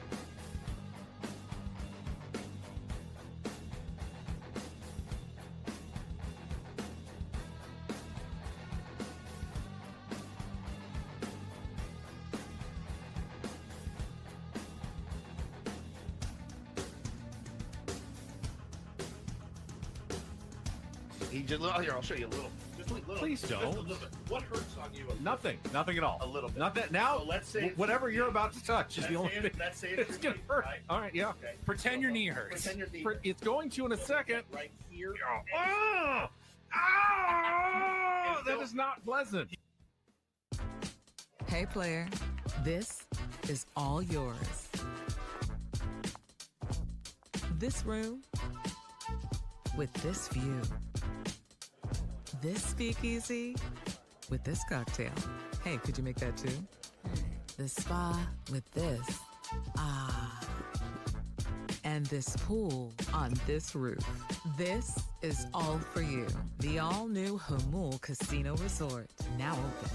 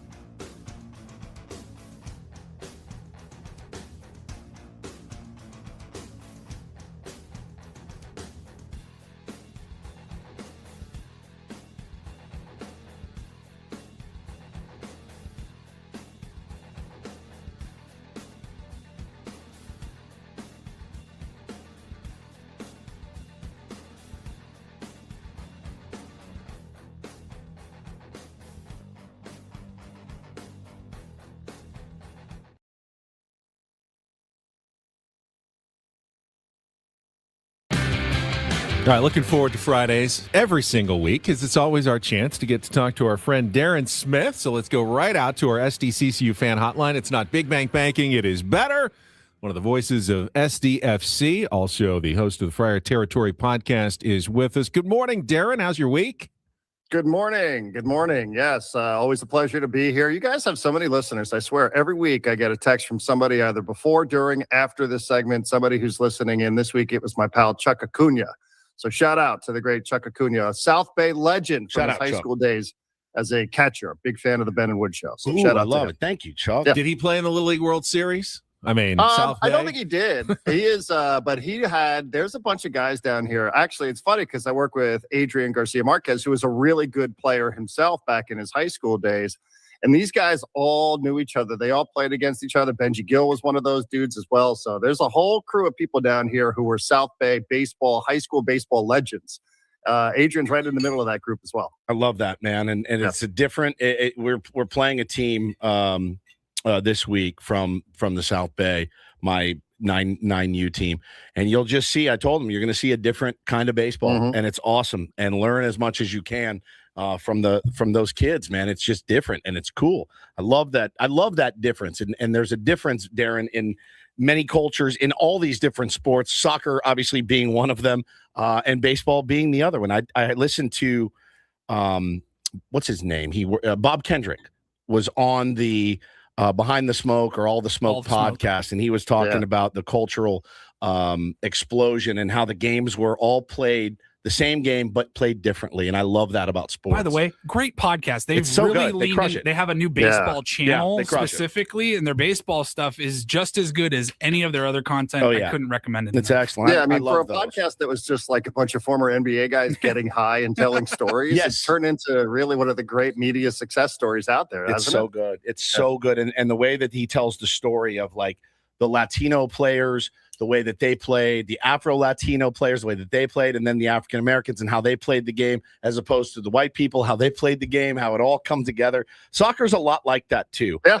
Soccer and baseball, sure. Yeah. I mean, totally. I mean, they hear these guys tell their stories. And I'm always like, man, you guys remember what you were doing in high school, to the point where they can go inning by inning, pitch by pitch, and they have these stories to tell. And I'm always like, Yeah, I don't know. At recess, I was going home and smoking weed. And these guys have these amazing high school baseball stories. Like I didn't know what was going on back then, but these guys, I love hearing them get together because they still tell their stories from their high school days. And I will admit, I am kind of envious of it because they really did play in some high profile games, which I think is great. And like you said, it's a little bit of a different cultural conversation than something perhaps I would have grown up with.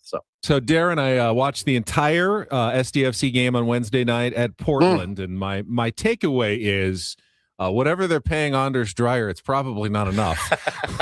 Yeah, because they couldn't do much without him on the pitch. Honestly, I mean, they still controlled the ball most of the time, but never really turned into anything other than a nice goal by Pirani, the new player. But that was about it for the entire game. Yeah, it's frustrating. And the one player on the field who you feel good about in terms of his ability to score the season is Marcus, right? And he has 11, but he was never given any breathing room. And unfortunately, like you said, we have, think about what the designated player represents in Major League Soccer. This is supposed to be your best player, your highest paid player, and Anders is serving the suspension. And Elias Ashuri is just getting up to speed. He's not ready to start a match. Maybe this weekend, maybe maybe tomorrow against Colorado. I'm heading out to the training facility to go talk to Mikey. So we'll see. He looked good when he gets on the field. And, your third DP is playing for the Galaxy. So you are in a situation where you are playing these other guys. And respectfully, who you're playing on your front line. Lewis Morgan doesn't have a goal this season and hasn't scored since 2024. Alex Mighton on the other side has one goal as an MLS player and isn't really much of a threat. And Portland knows this. Portland's like, well, hey, listen, if we get beaten by these guys, so be it.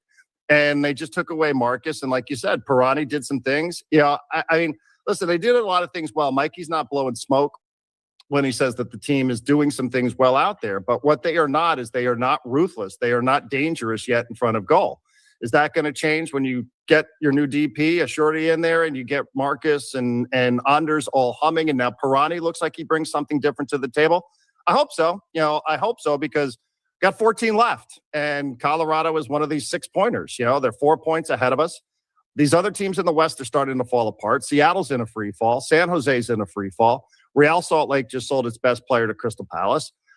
So Minnesota lost. This was a real missed opportunity because you could have jumped over 3 different teams, including Portland, if you had won that game on Wednesday night. And being 4 points behind Colorado now, think about it. Just do the math. You lose, you're 7 behind. You win, you're 1 behind, and you have the opportunity perhaps to jump some of these other struggling teams. So I'm going to keep saying it. I still do think there is a good team here, but it has to show itself at some point with 14 games remaining on the season. Oh, I love it. And I love this push, right, from SDFC this time of year as they push to the playoffs. The exact same thing with the Padres. Gets a little dicey, losing 2 or 3 from the Mets. And Darren, the way that they've been playing in the second half, though, it's calmed, I think, me and maybe a lot of other people down. The ability to come back in games. And even Tony mentioned it yesterday. He said, one thing, the last few games been a little bit inconsistent. 1 run, 7 runs, 1 run, 5. There's a way to, and I know it doesn't work that way, but if there's a way to get the offense just not even humming, just 4 runs, like the way that the pitching's going now, you feel a lot better about this squad. Yeah, I mean, it's funny because, you started that, Woodsy, and I thought you were talking about SDFC, and I'm like, I'm nodding along because, yes, I agree. Because, it is sort of similar here. Both teams went out there, did what they had to do at the trade deadline during the transfer window, and now, you're watching other results, right? Like the other day, nothing went the Padres' way. They lose to the Mets 2 out of 3, and Arizona wins, and Philadelphia wins, so nothing really went their way. And you're right. It unfortunately feels like it's part of the Padres story that for every time they explode and you're like, yeah, okay, wow, this offense, isn't this terrific? It's fun to watch. They're just as likely to put up 1 the next day. And where is everybody? What happened here? How could you not ride the emotional high of what it was that happened game 2 of that series with Fernando Tatis Jr. only to come back the next day and lose? It's maddening. And unfortunately, although I think it's probably unfair, unfortunately, what it does is it just reminds a lot of people of how the 2024 season ended against the Dodgers. Yep. When you're just cruising and you feel really good and you feel like you get through the Dodgers, and man, this is a team that might be going to the World Series. And then they just completely ghost. They totally disappear in the final 2 games. So, again, it's probably unfair, but, we have long memories around here. And you're starting to think, God, like, I don't want to live through that again. There are other ways that you could lose other than watching the bats go quiet. Kind of did that in Chicago last year. So, yeah, it would be great if they could do that. And imagine, this front office has done everything it can do. There's not many more levers to pull. This is kind of what it is. These guys have to figure it out. And they have to figure it out there on the field. And Manny Machado's got to be better, and these guys got to be more consistent. We can't be riding this roller coaster of Jackson Merrill like he's back. Okay, this is what they paid for. Okay, where is he? Guys, you got 30-something games left. It's up to you now. Your front office has done everything it could do. There's only so many more things your coaching staff can do. You got to go. You got to just make it happen. There's one more lever. Oh, Ethan Salas? Yeah, there's an Ethan Salas really lever. There's one. I mean, that is a lever. It's an interesting lever. Is It it one is, that yeah. would you pull? I don't know. I don't know either. I wish I did. And I think. I mean, if either of the catchers was struggling, I think it's an easy lever to pull. But because they're both kind of locked in, it's like, all right, there are some consequences to pulling that lever as well. He doesn't have to come in and catch right away. Doesn't have to. Yeah, I mean, yes, some, but so you're bringing him in to hit. He doesn't have to come in and be the guy. Then you got to. But what better time for a spark for a lineup?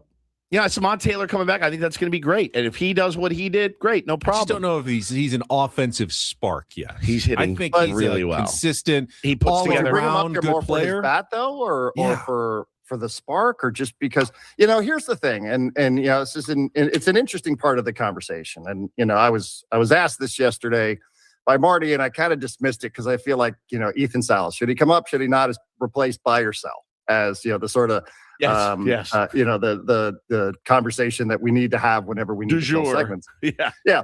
But here's the thing, like getting a catcher, right? I heard Buddy Black a couple of weeks back with you guys, and I was surprised when he said we feel maybe offensively he might be ready more than defensively. Yeah. How much experience does he have with pitch comp, right? How much does he know these pitchers? The game speeds up on you in the big leagues. As good as he is, right? As bright as his future might be, this game speeds up on you. We know that, especially with 30 to go. And every day, the wins and losses matter. And, your one bad appearance behind the plate with Michael King, who gives up 3-run jack from him being like, why am I throwing to this rookie when I feel better with Freddie Fermin? Can he control the running game, right? You have guys like Robbie Ray and Michael King who put runners on base a lot, right? So it's an interesting thing to think about, but I think once you kind of go through the pluses and minuses of it, I don't know. It's a risk. I wouldn't want to see pitchers feel down the stretch like they're uncomfortable throwing to somebody that they haven't thrown to all season long because he's got to get used to life in the big leagues, which is different than life in AAA. Yeah, Darren, can't let you go without getting your thoughts on what we talked about in the first hour. And I think one thing that San Diego loves is Darren Smith takes on high-level, complicated issues in sports. Oh, yeah. The Dodgers situation. Woodsy kind of went on a rant. Why are we not hearing stories about this from the big elite reporters in Major League Baseball? Are they coming? And how serious is this going to be they're in not baseball? Tweeting anything. Nothing. I mean, really, yeah. Ken hasn't tweeted in a week, and we're in the middle of a pennant race. And who's that? Ken Who Rosenthal. Ken Rosenthal. Yeah. He's not sent a tweet in a week. I get your point. I think it's fair. But do you really think Ken Rosenthal and Bob Nightingale, a guy who is unaffectionately nicknamed Boob Nightingale, do you think he is qualified to talk about a $20 billion insurance fraud situation? No, but he wasn't qualified to talk about Seidler's pocketbook, and he did. Does he? He did. I don't know. They did. Ken. Yeah, I mean, I feel like these guys sort of just relay whatever information is told to them. I don't think they're. Yeah, I don't really feel like that industry, that whole insider industry is to be confused with being market analysts. Somebody says something to them and they go, oh, that's interesting. And they repeat it, right? I think we kind of all hover around in the space from time to time. Sure. Somebody says something that sticks with you. You're like, oh, okay, that's interesting. I'm going to say it. I don't really. And I do think Jeff Passan, I don't know, maybe I've missed it. I don't follow it as closely, but I think Jeff Passan has mostly been an advocate for the Padres. I mean, I remember having conversations with Jeff where he has certainly been an advocate for the Padres and for Peter Seidler specifically. I would just say this, just because, I don't want to get caught in the glass house here throwing stones around, but the guy that's being introduced on Monday is still technically a business partner of Mark Walter. Yes. So, like, I also want to be careful that, like, that I don't understand this world. I don't understand the world of finance and private equity and how you can manipulate an insurance company for $20 billion to pay Shohei Ohtani. I'm not going to pretend like I do, but I do know that there are connections there and that these people hover around in somewhat similar spaces with private equity and Goldman Sachs and such. And I hope that there's separation with Jose Feliciano and Kwanzaa Jones, because I want to believe that this is a version of Peter Seidler, right? Connections to the Dodgers, just through business, a guy who's mostly been behind the scenes in life and in business and now stepping into the forefront, right? And sort of a legacy play for him and his wife. I hope that is the case. I really do.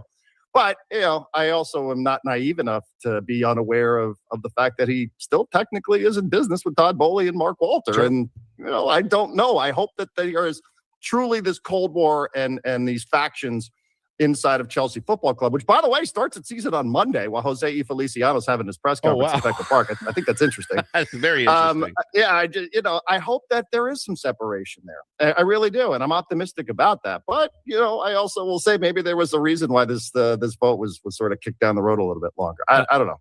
Let's see what happens. And just for anybody who's not following, Mark Walter, the owner of the Dodgers, is also a partial owner of Chelsea, which is owned by Jose Feliciano's Clear Lake Capital, although the reporting is he's trying to sell his share back to Clear Lake Capital to help with all of his, financial issues which is like another fascinating angle, because, these private equity guys have to prove that Chelsea's actually successful, contrary to how it's being reported. So, like, do you have to overpay them to go away? Because I don't know. It just, there's so much there, but I understand the point. These guys all drop to their knees every second for the Dodgers. I get it. And now, they have nothing to say suddenly. But I also think, if I'm just my own personal opinion, they're also unqualified to talk about, billions of dollars in potential insurance fraud. I mean, I've got a DM of passing, from like 2 years ago, maybe spring training. And it to read it back now, knowing, what's out there at least, is crazy. I mean, it's crazy. It's like 2 pails of water in each hand, just kind of walking, carrying it for what they're doing. And they're so smart and they're so savvy. And yeah, man, like I think me, you, Ben, Paul, we start a Ponzi scheme together. We can make more money in a season. Let's do it. Let's check out where we are in a year. Before we knew all this, it did seem smart and savvy what the Dodgers are doing. I mean, they still have a great farm system, right? I mean, that's not because of insurance fraud, and like just their whole television thing. Like, everybody knew they had an unfair economic advantage. Sure. But that was their advantage. The Padres have an unfair advantage because it's San Diego, and people would rather play here than play in Arizona or some dump like Cincinnati. So, you play to your advantages there, and the Dodgers is economic. But, again, like the fact that these guys wrapped up in some sort of insurance fraud situation under federal indictment is not something I'm necessarily qualified to talk about, but I'll laugh at it and point at it. Just hope it doesn't boomerang back around on us. Darren, we squeezed a little extra time out of you. Appreciate it. Good luck to SDFC tomorrow against the Colorado Rapids at Snapdragon Stadium. Appreciate you guys. Have a great weekend. Thanks, Steve. There he is, D. Smith, Friday guest, and everybody talking about Darren Smith on the Ben and Woods program. Love it. Always enjoy that. All right, we'll come back. We've got 2 hours to go, including our SDCCU management report with Josh Stein. We'll play a little Take on Woods and a very odd restaurant order I heard about this morning. Coming up next on The Fan.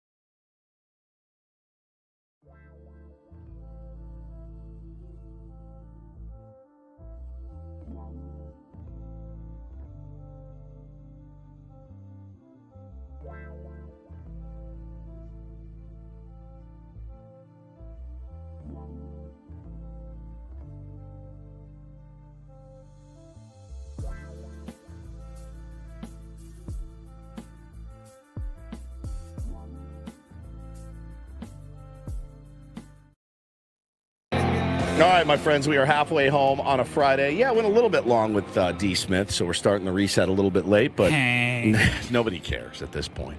Could be my last day on the air I haven't heard anything from management yet about my Bunny XO podcast rant from the Open. Still can't believe that you didn't realize that news came directly from our CEO. No, I saw it from an industry source that tweeted it, and then I did not check my work email yesterday. I never get anything. I just get all spam in there. Did you even read the article? And did it say like Kelly Turner says, the Odyssey CEO Kelly Turner says this about the acquisition? At least you're consistent. You rip Adam all the time. Yeah. He's your boss. Yeah. So why wouldn't you rip your boss's boss as well at the same time? What's the difference? I will not apologize. They can all fire you. So yeah, you do not care. Yeah, I mean, listen. You want to fire a guy for being right? Am I not paid to have opinions on this program? Yeah. I am, exactly. I'm just doing my job here at the end of the day. But so we'll see. We'll see how that goes. I'm not answering my phone for the rest of the day. Probably a good idea. I'll do wait that till Monday. Yeah, wait till Monday. It's a weekend. That's right. You're unavailable. Well, do you come back up here this afternoon? I'm Woodsy. That's Paul Reindl, executive producer of the program, and Benjamin Higgins, your friendly neighborhood sports anchor.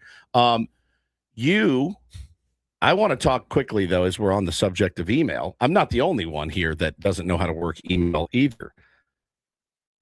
Ben reported an HR email to phishing. So we've had in the last... It's my new bit, I think. It's a good bit. So in the last few years, Odyssey got hacked years ago, and it was a big deal, and we've made a lot of fail safes to make sure security changes, and it's been great. And yeah, there's a couple of little extra steps you got to go through, but you do it because you don't want to get hacked. Well, phishing emails are a big thing. I've fallen prey to them. A lot of us have. A lot of elderly people have.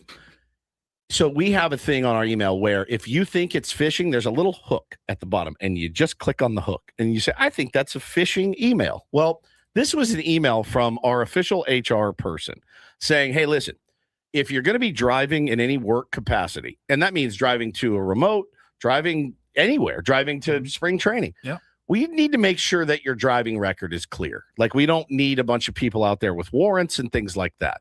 And so I saw it, put in my info. It was like not a whole lot was required of us. Like your name, but they wanted personal info. They wanted social security number, some your things, driver's license number. Like those are the things that are supposed to trigger. Yes, to put your raise your hackles a little bit when you get an email. So you got yours right now. Again, it was not from Odyssey.com. It said like Odyssey-services.com. And they also tell you, hey, if the domain name looks a little funky, that's another red flag for a potential phishing scam.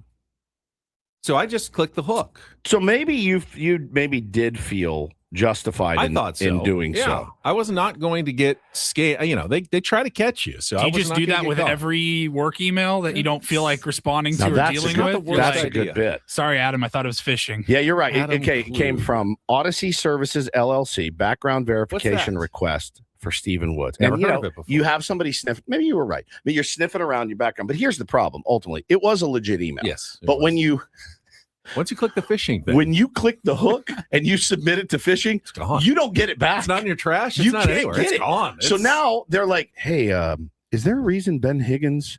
What is he hiding? Because he tried to get rid of this, and it doesn't appear in your trash. It doesn't appear in your spam. Nothing. I looked for it again. It's dead. It's gone. It's gone. This thing's not retrievable. So you can't submit your info. I couldn't, but I told Adam, and they were able to generate a new email to me that I did not report as phishing this time. Well, next time Adam needs a graphic or some audio imaging done, I'm just going to hit phishing. Be like, that looks a little suspicious, and then it's gone forever. Be like, I don't know. They drill into your head. They do. Like, trust no one. On alert. Trust no one. They can never be mad that you are overly aggressive in clicking that phishing hook. You know what's funny? Because I got one with Adam's name on it maybe 2 weeks ago, and it was like, "Hey Woodsy, hey Woods, we have to renew our Norton antivirus. It's $470." I was like, "Shit, well And done. it had Adam's name, It had right? Adam's Yes. name on it. They're smart, They man. are. Yeah, they're getting clever. They're very, very clever. So be vigilant out there, like Ben. I'm not stopping.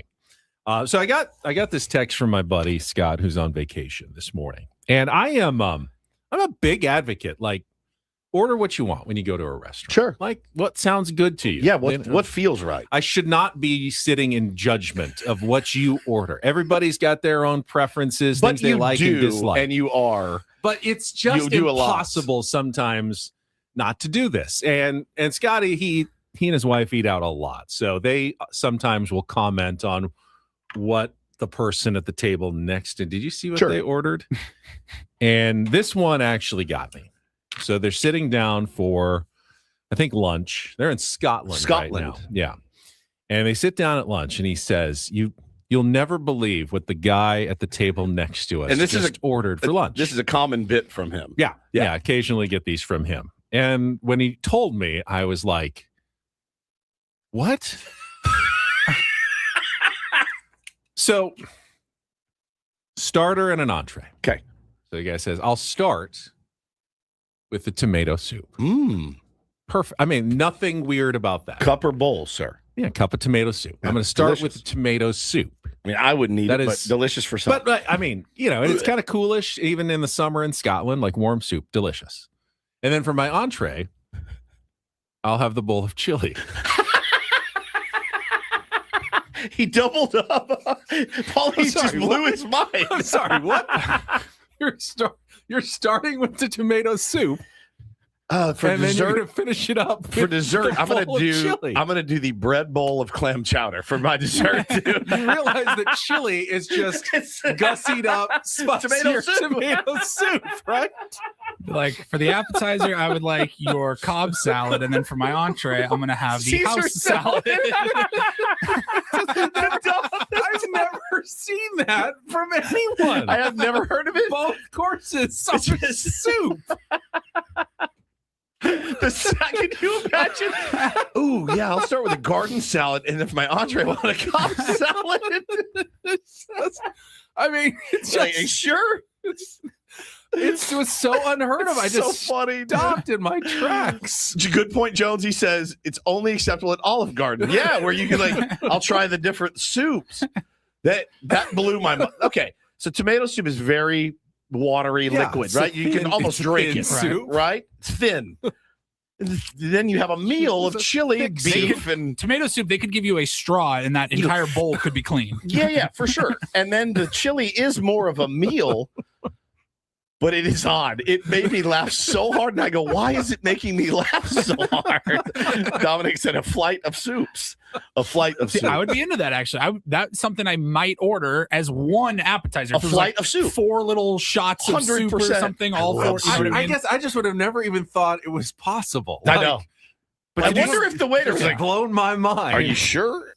You just had soup. And this is just thicker, chunky. I'm sorry, sir. Did I hear that correctly? You'd like the tomato soup. Yeah. And then you'd like the chili. And I want a side of gazpacho, please, as well. It's so good.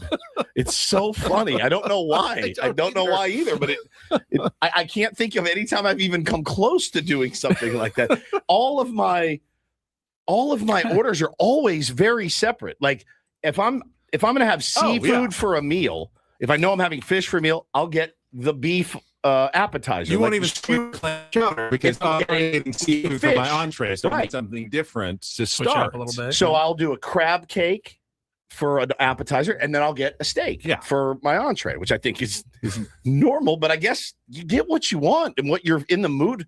He may have looked up and down the menu and gone, I hate it here.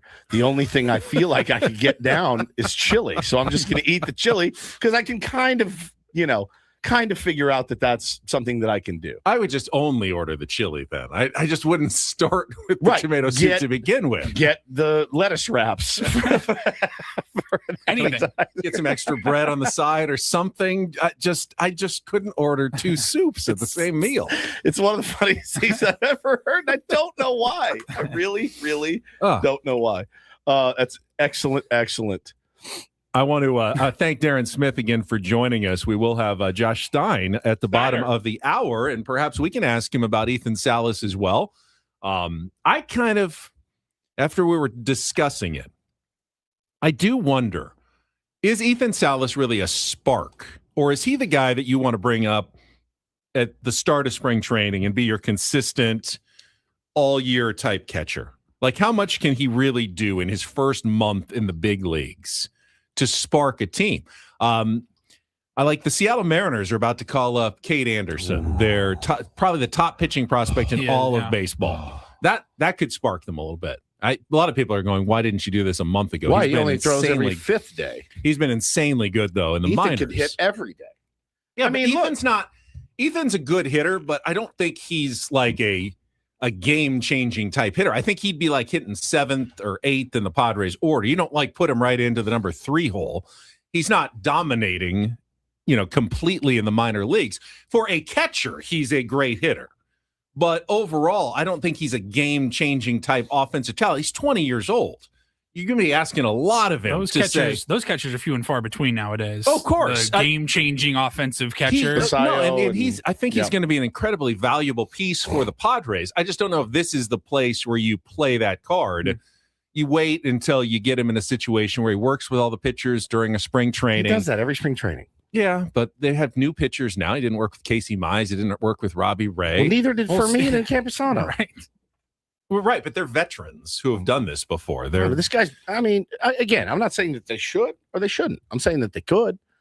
They could. I mean, he is. You won't know until, if you bring him up, you'll find out if he can be that spark. In AAA, the guy's hitting 344. His OPS is over 1,000. So it's pretty good.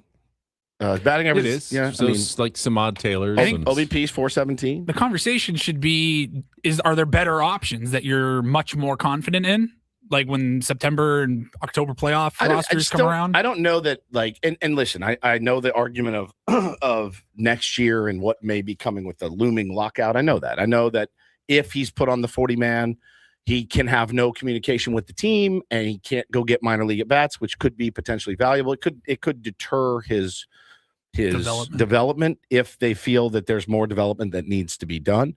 But it would not be the first example of a young player being called up to help a team in a pennant race. I don't know. I know that again, if either Campy or Fermin gets hurt, yeah, you bring him up. It's a no-brainer. But if they're both playing well and they're both swinging it well, I just don't know who you're sitting for Ethan Salas on a 2 or 3 times a week. On a DH if you had to. You know what I mean? He could DH. Is he better than Gavin Sheets on the big league level right now? Gavin Sheets has a bum foot, again, a spark, a chance to get your feet wet. Again, I made the point yesterday in the roundtable when I don't remember what the odds were when the season started of the Padres to win a World Series, but it was literally like 1%. It was like 1 or point. It was really low, based on injuries and things that happened and the lack of pitching. It's such house money right now. Like if you make it into the playoffs, there needs to be an attitude of like.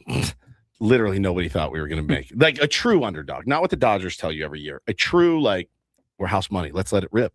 Let's see what happens. Like all chips, cash in all the chips and let's go for broke.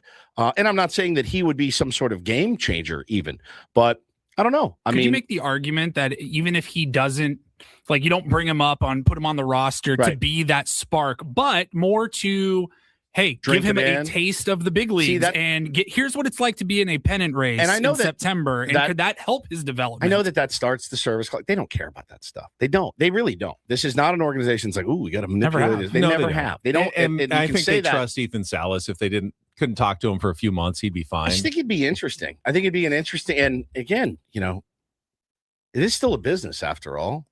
How many people are buying tickets to go see Ethan Salas' debut? I know I will. Yeah. Everybody raise their hand. Yeah. I wouldn't miss it.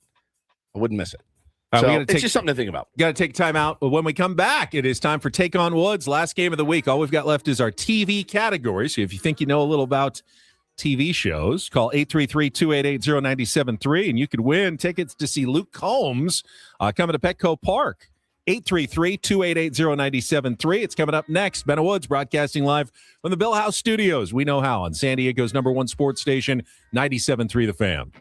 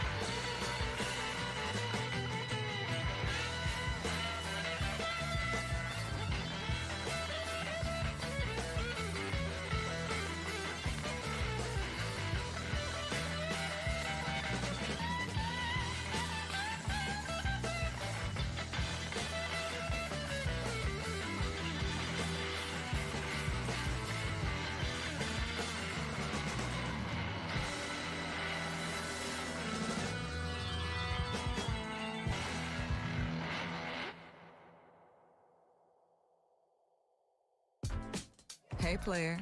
This is all yours. This room with this view. This speakeasy with this cocktail. Hey, could you make that too? The spa with this. Ah. And this pool on this roof. This is all for you. The all-new Hamul Casino Resort, now open.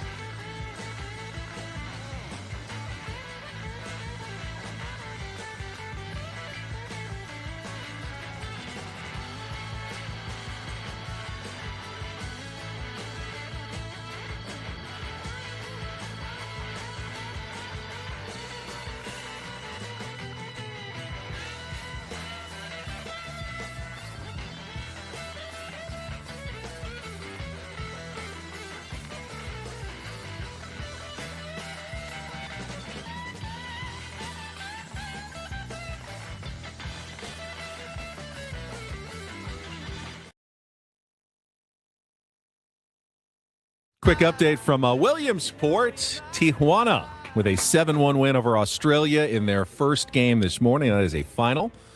Sweetwater Valley will start play in about 33 minutes here against Davenport, Iowa, in their first game in the U.S. side of the bracket. So bubble guts going. Good luck to all those kids out there representing. Who are they playing? The South Bay. They're playing Iowa. Davenport, Iowa in their first match this morning. All right, let's get to it. We got our management report at the bottom of the hour, so it's time to play our last game of the week and take on Woods.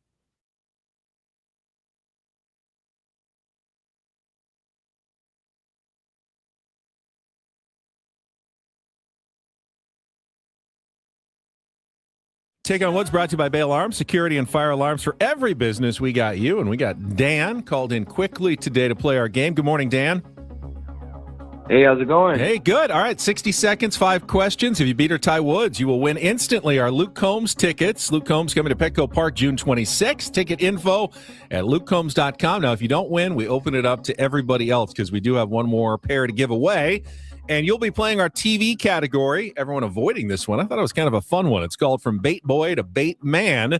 We've got 5 television series that all starred Jason Bateman, starting in his youth and continuing into adulthood. So that's what you got, Dan.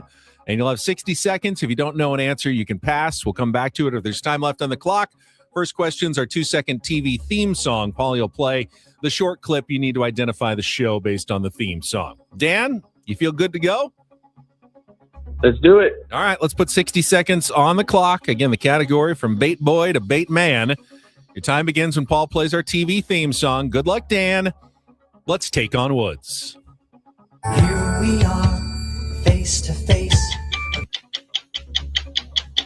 Was that Little House on the Prairie? Incorrect. A teenaged Jason Bateman played David, in which show originally named Valerie, but later renamed what after Sandy Duncan replaced Valerie Bertinelli in the lead role? That was the Hogan family. That is correct. Jason Bateman played Bob Newhart's son, in which 1997 CBS sitcom co-starring Judd Hirsch that only lasted one season. Pass. Jason Bateman nails the straight man role as Michael Bluth, surrounded by a massively dysfunctional family. In which Arrested Development. Correct. Netflix found a hit when Jason Bateman played husband, father, and money launderer for the cartel Marty Bird. Ozark. Correct. Jason Bateman played Bob Newhart's son, in which 1987 CBS sitcom co-starring Judd Hirsch that only lasted one season. I know this. Chicago Suns? No, it's called George and Leo, but 3 might be good enough today. Hang on the line, Dan. You did not get Silver Spoons. Now, Jason Bateman was on Little House of the Prairie as a kid, but we went with Silver Spoons, where he was a recurring guest star character as well. All right, let's bring Woods back in. I will give him the category because it is television today. Dan's score is locked in. You will be playing TV. The category is called From Bait Boy to Bait Man. 60 From seconds. Bait boy to bait man. Yep. Okay. 60 seconds on the clock. Your time begins when Paul plays our TV theme song. Good luck, Woods. Let's take on Dan. Here we are, face to face.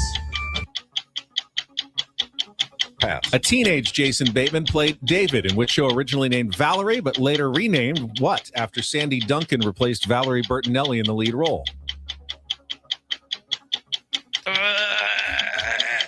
Pass.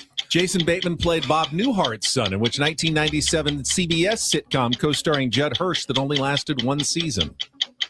Pass. Jason Bateman nails the straight man role as Michael Bluth, surrounded by a massively dysfunctional family, in which celebrated Fox show from the 2000s. The one. Yeah, that one. My brain is. Yes, that one. All right, you'll get this one. Netflix found a hit when Jason Bateman played husband, Ozark. father, and correct. Go back to our. What is it called? I'm blanking. Jason Bateman nails the straight man role as Mike. Oh, back to the 2 seconds. No. Stop. I don't. I'm gonna have to answer. answer Get this one. Michael Bluth. Yes, it's. What's it called though? We are, face to face.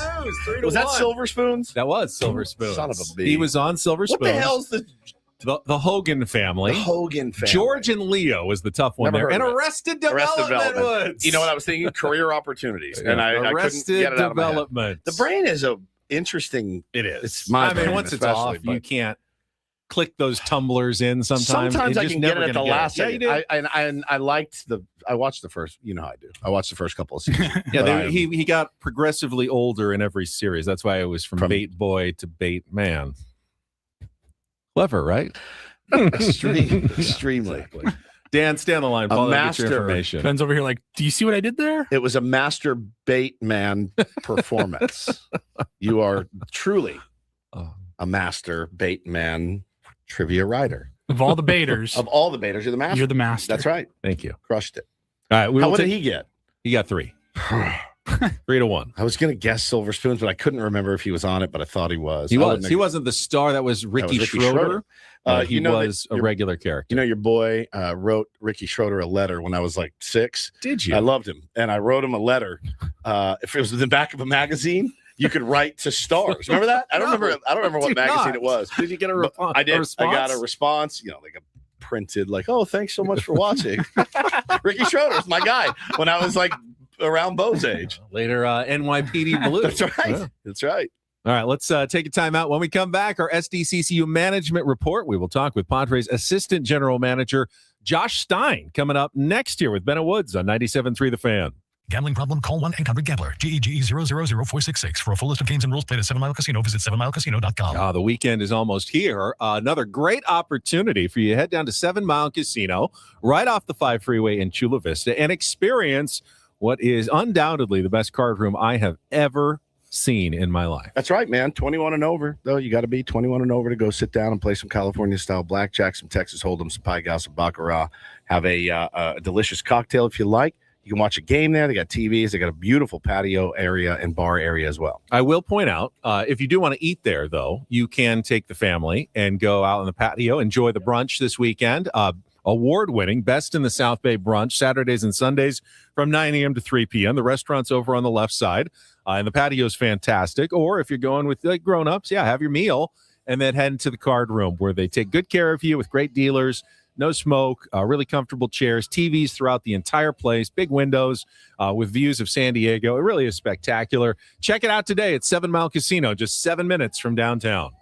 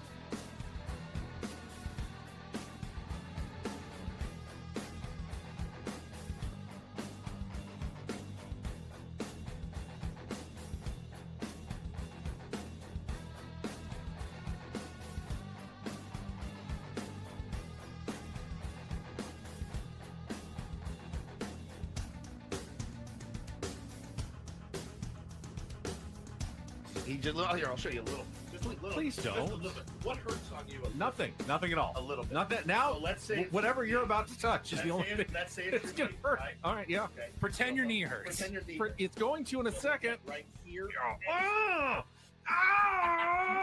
That is not pleasant. Hey, player, this is all yours. This room with this view. This speakeasy with this cocktail. Hey, could you make that too? The spa with this. Ah. And this pool on this roof. This is all for you. The all-new Hamul Casino Resort. Now open.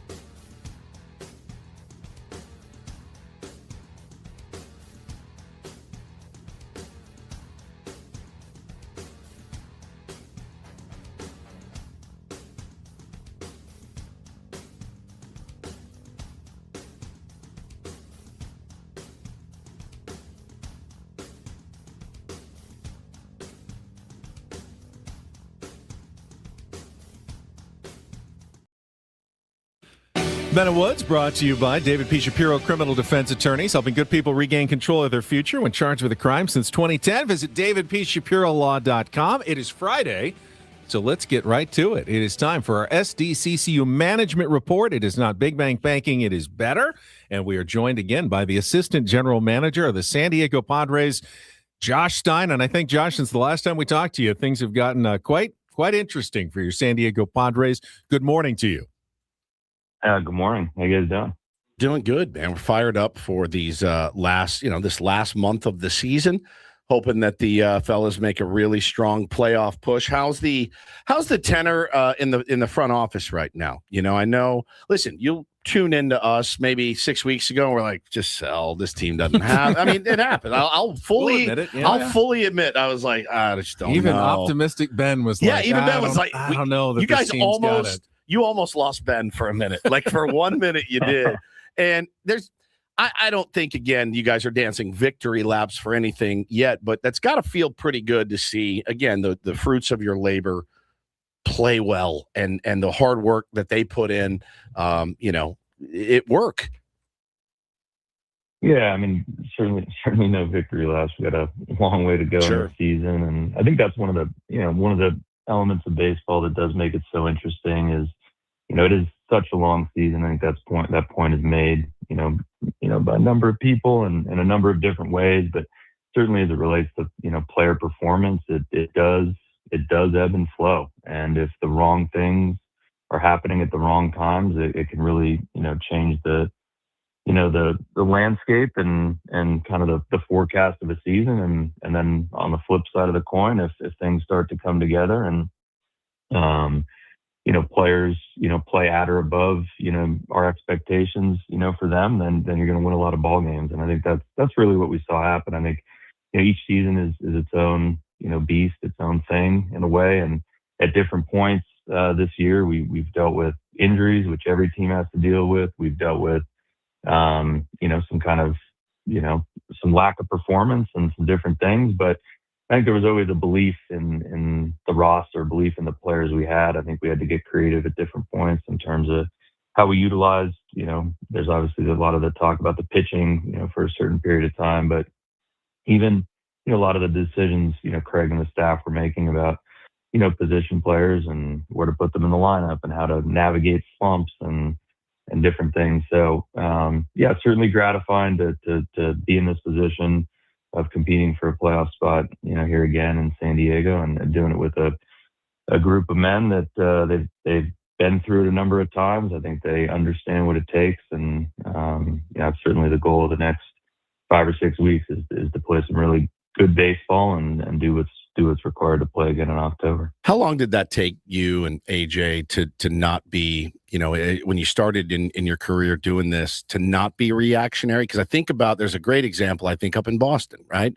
Horrible. Out of it, toast, then they go like, best front office ever. I don't know why we ever questioned these guys. They obviously knew what they were doing.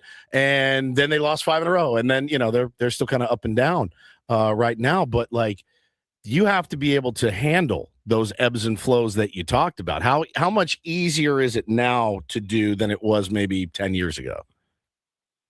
So that's a great question. I think that's something that you learn. Probably people learn at different stages, but I remember seasons early in my career, and again, I was young. I wasn't involved in the top level decision making. I was more doing the advanced scouting, and so your nose is to the grindstone every day, and you're literally just focused on that day's game and maybe preparing for the next day's game or the next series, and but just you get a sense from leadership, and at the time it was general manager like Kevin Towers of this is a long season, and there's gonna be stretches where we're gonna play very well, and there's gonna be stretches where we're gonna play very poorly, and that old maxim in baseball that you're never as good of a team as you are when you're on a winning streak, and you're never as bad of a team as you are when you're on a losing streak. And that idea of being a long season, I think people learn that in different ways. I learned it early in my career from some people that I think had a good perspective. Josh Stein is with us. Roster's expanding in a little over a week. You get to add a position player and a pitcher. We were discussing the possibility of Ethan Salas earlier. Now, I do not expect you to tell us what you guys are necessarily thinking on Ethan Salas, but I do want to know, what are the factors that you consider when making the argument for or against bringing up Ethan Salas at the end of this season? Yeah, I would say, I think, and this is not even just Ethan, related, but in general, I think the factors we're always looking at, and it's been a nice piece. I know we've talked about it, and, it's something that, again, goes back to, AJ and ownership and discussions about when you promote top prospects and things like that. But, we really have a focus on, the players telling us, when they're ready. When they're ready to come and help you win, major league games. And, I think there's certainly going to be an element of fit on a team, and, you're going to bring up players that are, going to fill certain spots and fill certain aspects, of a team. And, I think you always want to be cognizant of, not necessarily promoting a prospect to, a top prospect to come and sit on the bench. I think anytime you're going to promote whether it's a Fernando Tatis or a Jackson Merrill or really a top prospect, it's to come and play, and it's to come and impact the team. So those are the variables you're kind of looking at and considering. It's how does the player's performance really tell us that he's ready? And again, that's not a perfect science. I mean, it's not exactly the same level of competition, but based on the factors that we look at, the player telling us, and then it's the fit on the team and how much that player is going to play, and those are the variables that we consider with any top prospect. And it begs the question too. Like Luis Campusano's had such an interesting career, and I know he's battled through some things, personal things that he went through, and things that he had to overcome.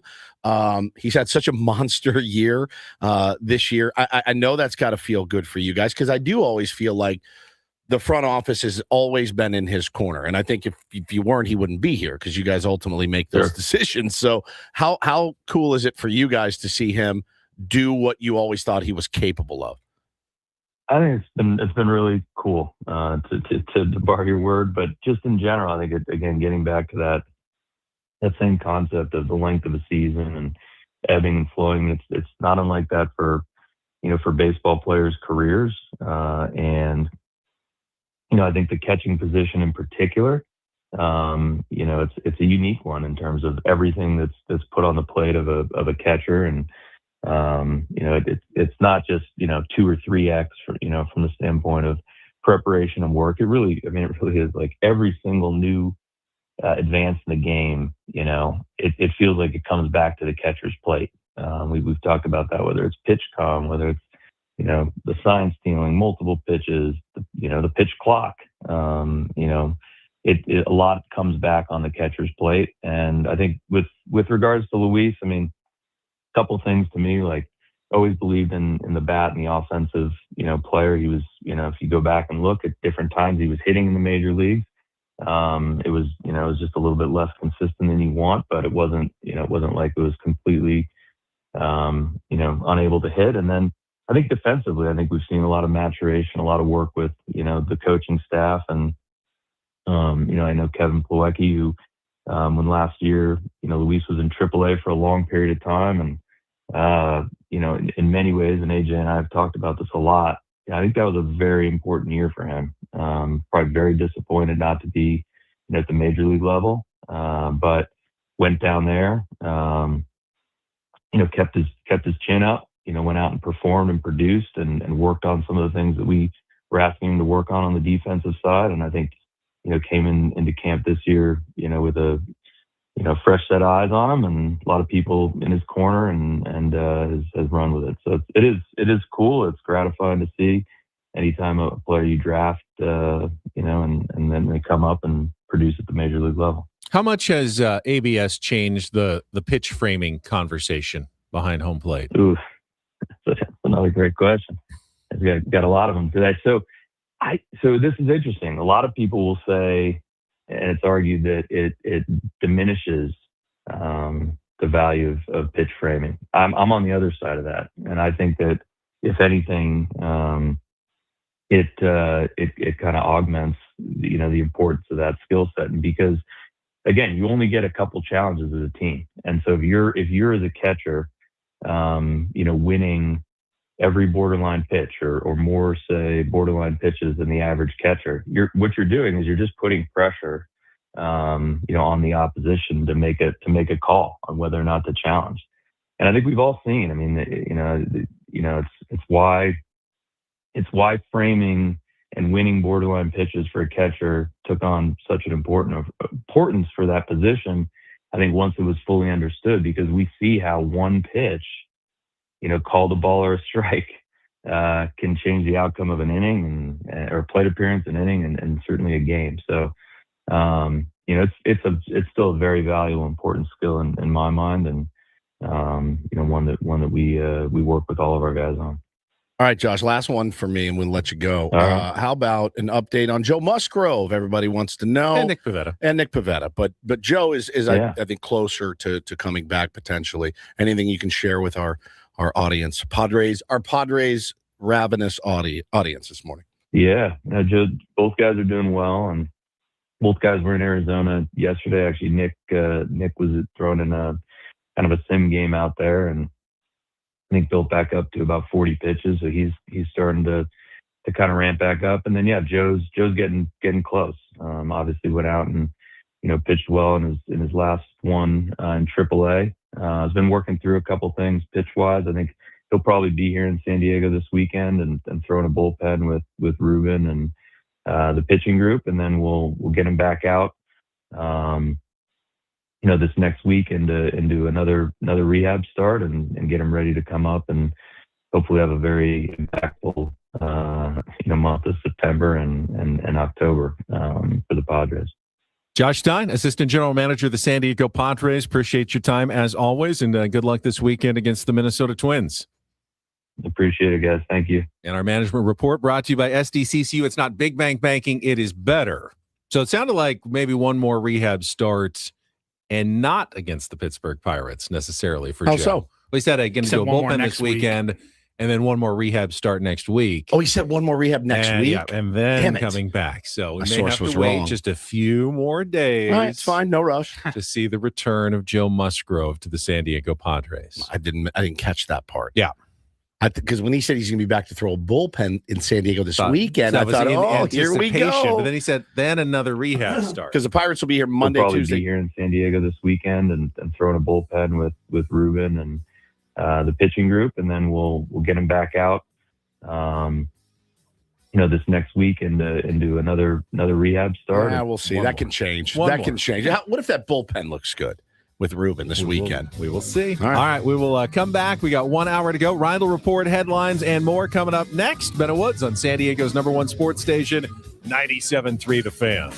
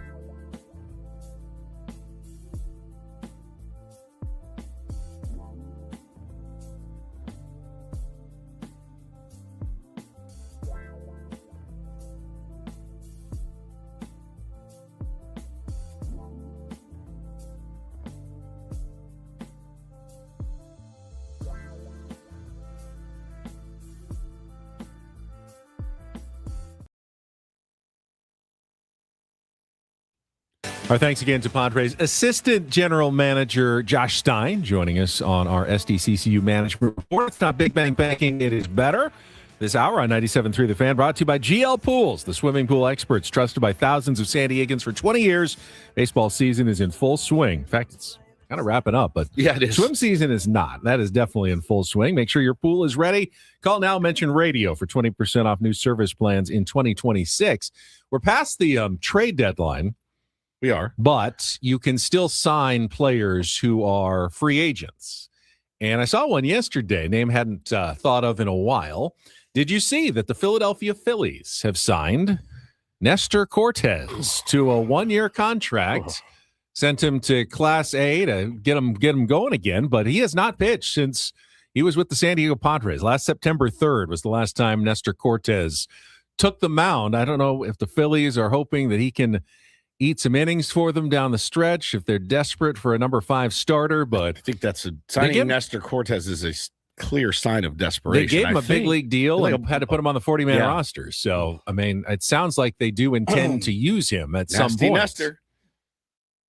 Didn't work out that well for us. No, sure didn't. I Had mean, that one good Jorge Quintana out of that deal. That's true.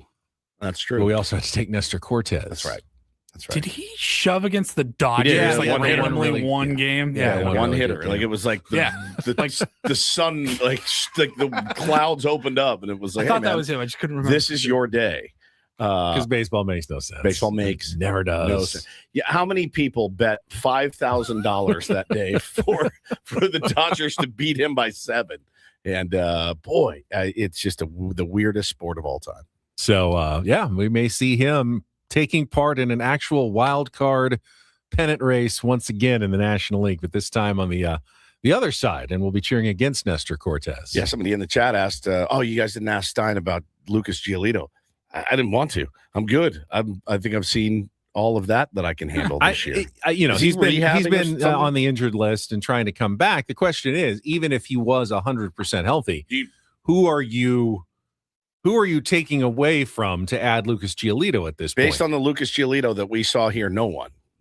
I'm rolling with the guys that we have. I mean, if now. Musgrove's back, you already don't have a spot. You're good. And even if he's not, right now, I kind of like how Randy Vasquez is throwing better than we really saw from Lucas Giolito. Yeah, he had a rough outing last outing, but he had a couple good ones before that. I mean, listen, what do we expect? Tonight is a night that is it for sure that he's starting, or is It's it still? for sure he's pitching. I still don't know if he's starting.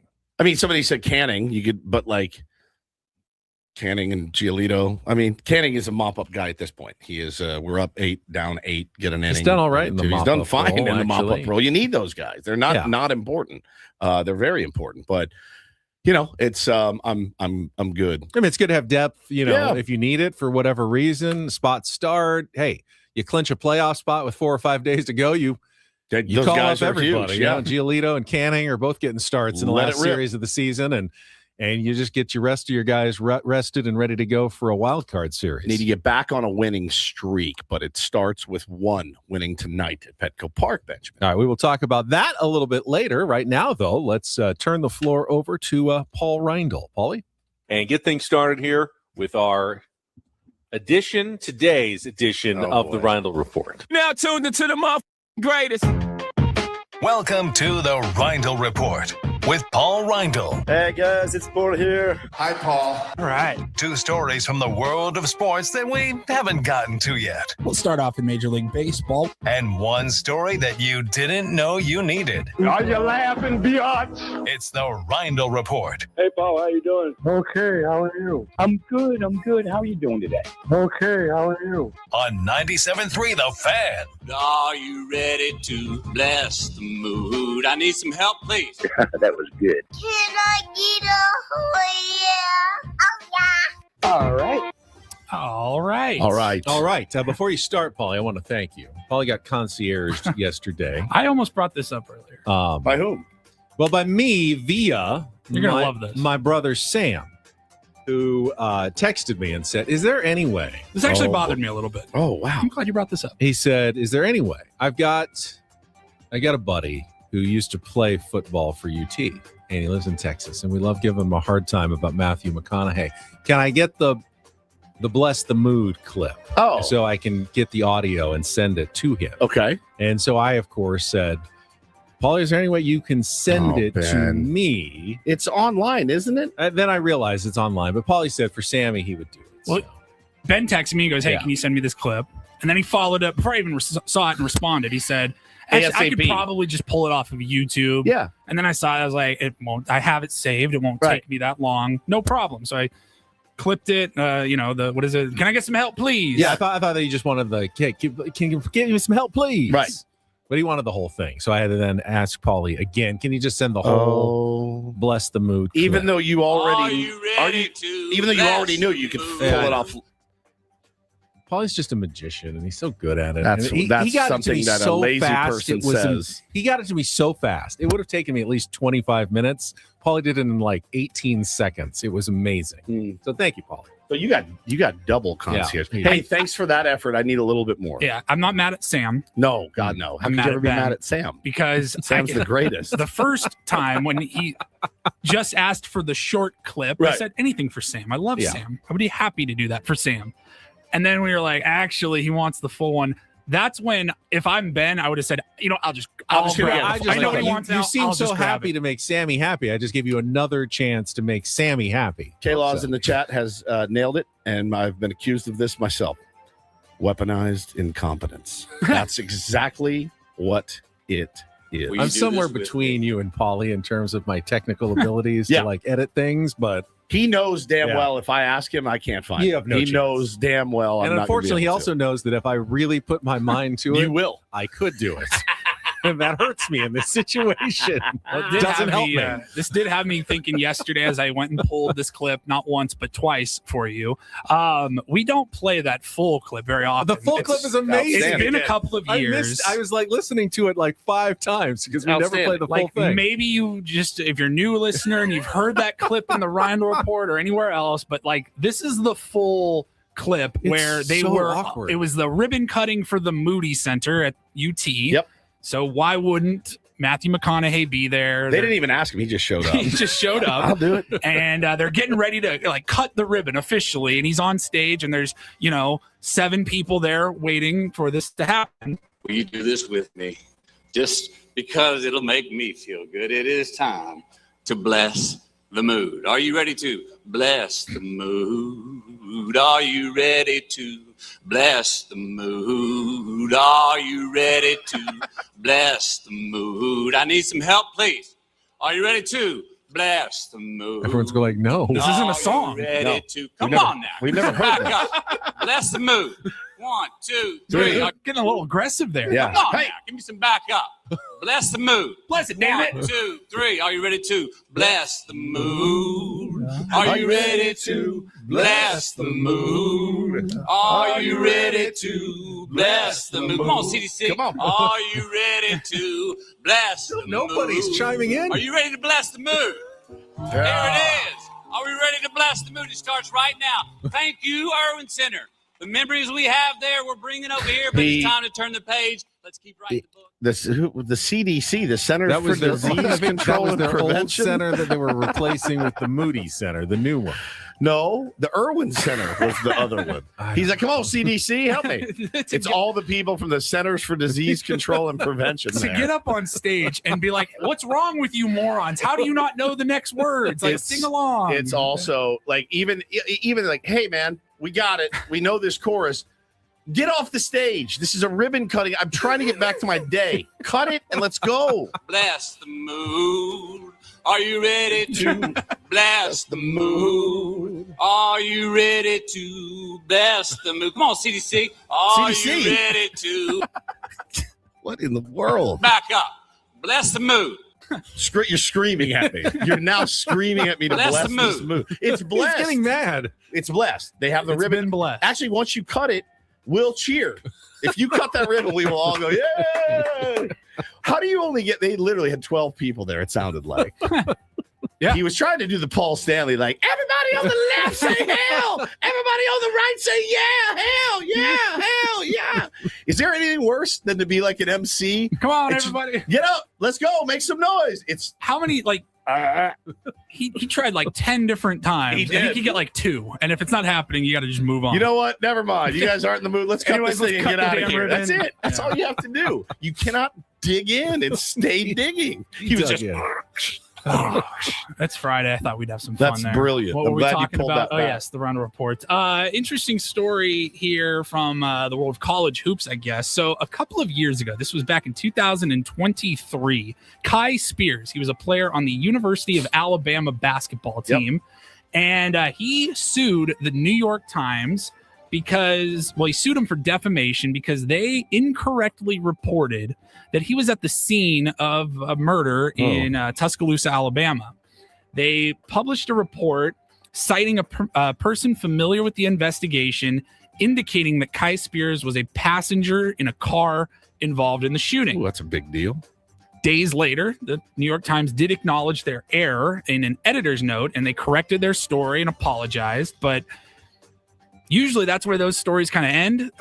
Kai Spears took it a step further because he sued for defamation, and just yesterday he was finally awarded $9.25 million in damages for defamation. The New York Times now has to pay out. I don't love this. The New York Times has like not lost a defamation case in decades because generally it requires like actual malice. Like someone said, I know this is untrue, but we're going to report it anyway to get this guy. Malice. Everyone can make a mistake and you can get bad information. And all you can do is honestly report it. And then when you find out it's wrong, honestly correct it, which is what they appear to do. Wow. And it's possible they got a jury in Alabama that wanted to make a point of this.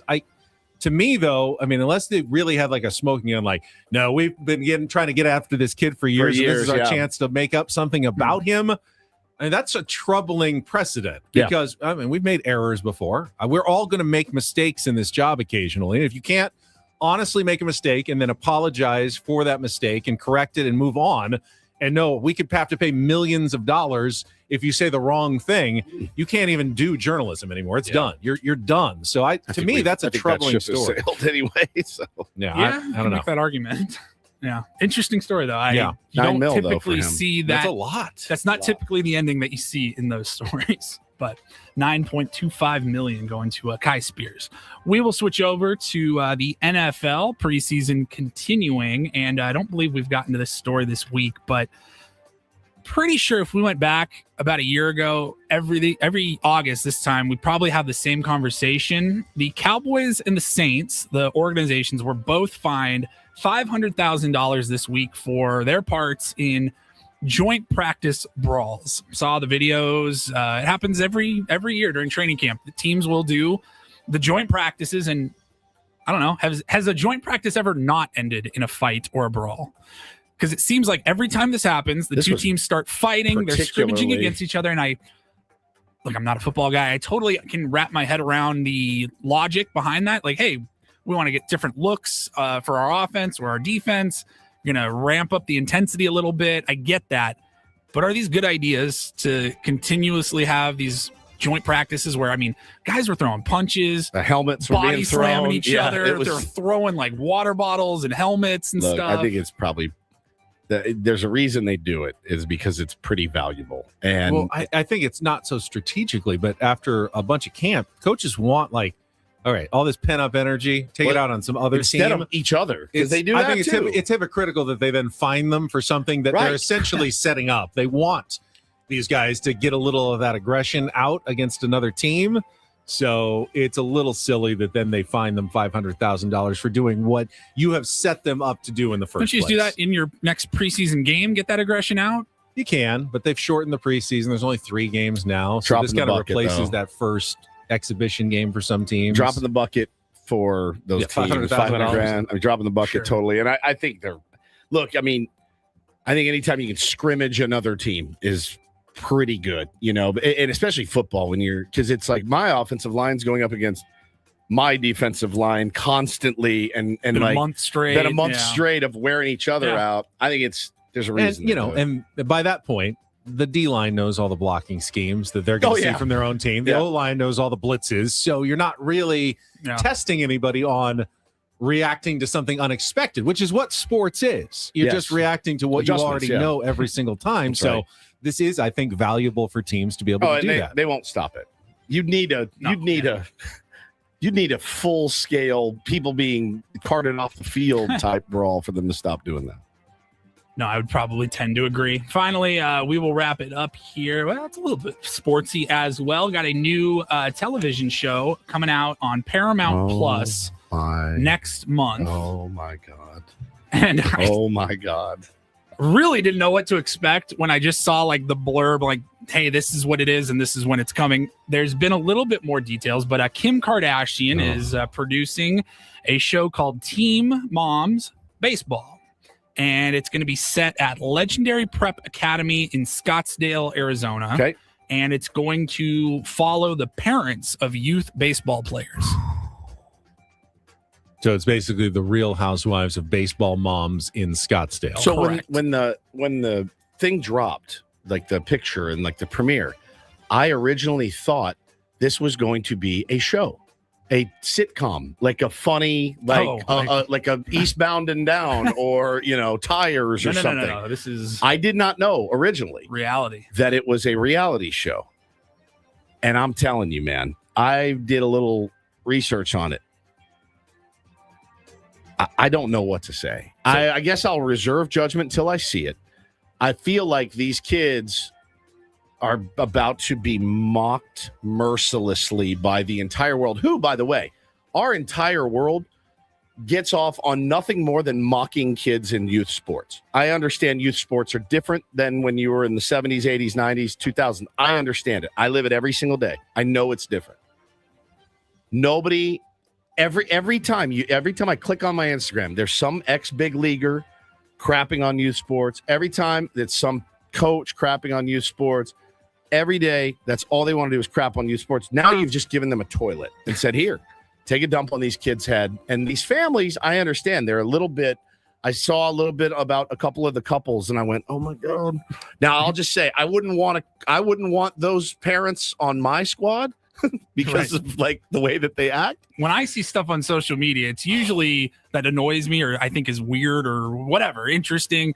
It's usually not what the kids are doing. It's usually some coach has gone crazy 100%. Or some team mom is like taking that role times it's a billion. coach beating up an umpire, right? We've seen all this stuff. And so, yeah, man, like I am so sensitive about it because I'm so involved in it. I don't know that you should watch this. I don't know that I should. The problem here is that we know how reality TV works. We had our friend Matt and Katie Janela with the Real Housewives of Orange County. It rewards the worst behavior, the worst instincts. Nobody wants to see the coach out there. Those are the ones who get the most TV time and make the most money. So now you're going to be rewarding the moms who are the craziest, who are the most outlandish. But this is real life, and this is a real team with real kids that are now involved in this. Yeah. So you're going to be rewarding bad behavior, essentially. Kids are super excited, obviously, because they're 12 or whatever. Like, they're on TV. They think it's cool. Their parents probably making some money. I saw a picture of one family. Dude was in a white suit. Mom was in a me dress, like heels, like just stacked, put together. And somebody was like, well, this is their promo. Like, no, this is how they dress for games. This is what they come to the field. The kid is adorned in gold chains. And, listen. But the mom who's doing the hard work behind the scenes to make sure that everything's set up and sure organized, the fields are ready. Fields are ready. That's not going to make the show. Nobody's watching that. Nobody's going to watch that show. No, nobody's watching that. And I don't know, man. I don't know if I should watch it. Bringing normal snacks and water bottles. That's not making the show. I thought a literal Eastbound and Down type show about this would have been genius. I mean, you should probably still put together that screenplay. Like, you never know. You might be onto something, but like a real show. Yeah. No, I was reading about Legendary Prep Academy. They've only been open for, it says 18 months. How is it legendary? Legendary Prep Academy. Again, I'm reading from ArizonaSports.com. Sounds like it's all contrived and put together. What is contrived? 18 months. The Academy says it has placed 12 players at the college or professional level. Their staff includes head coach Mark Karavitis he's a former Oregon infielder and three-time minor league all-star. And it's one of those, it's a prep academy. Like, I remember there was a couple in Seattle, outside of Seattle, where there were these prep academies for basketball where kids that were like future first-round draft picks would just drop out of whatever school they were going to. You go to this prep academy. They have them all over the country, and you live there. You do it with basketball. It's like in a dorm. Yeah, basketball, football, baseball. And it says here, amenities pitched to families include daily meals, an on-site barber, and professional-grade training technology. So I don't even know what age these kids are going to be in the show. I thought they were like 12. That makes it sound like it's a little bit older, but... Well, yeah, they wouldn't be able to place anyone in college if they were just 12-year-olds and started 18 months ago. They'll all be 13. You also don't really have team moms for like the 17-year-olds. So I don't know what this show. There's not a whole lot of information out. It comes out September 24th on Paramount Plus.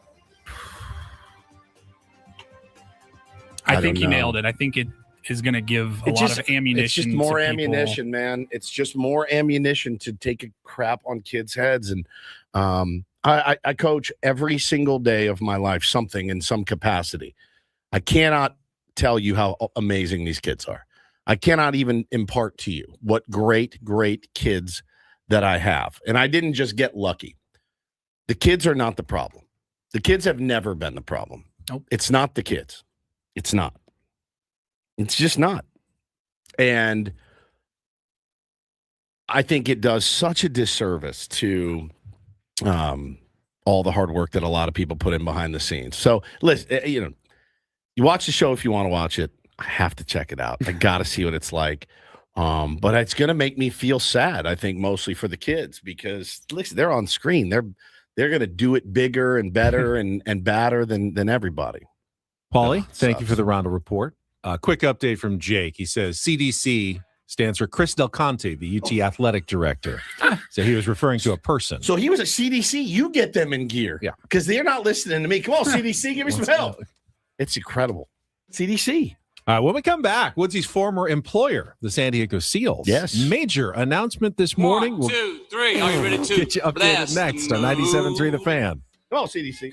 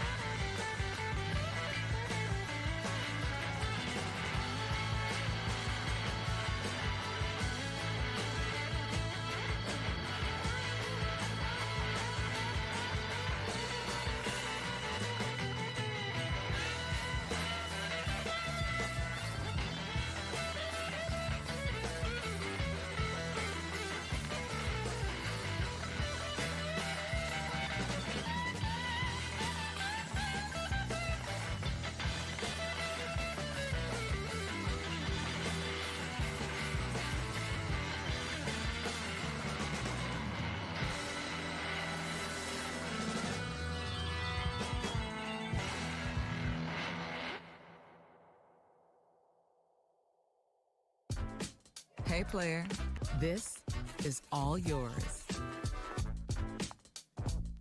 This room with this view.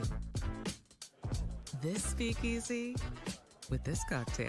Hey, could you make that too? The spa with this. Ah. And this pool on this roof. This is all for you. The all-new Hamul Casino Resort, now open.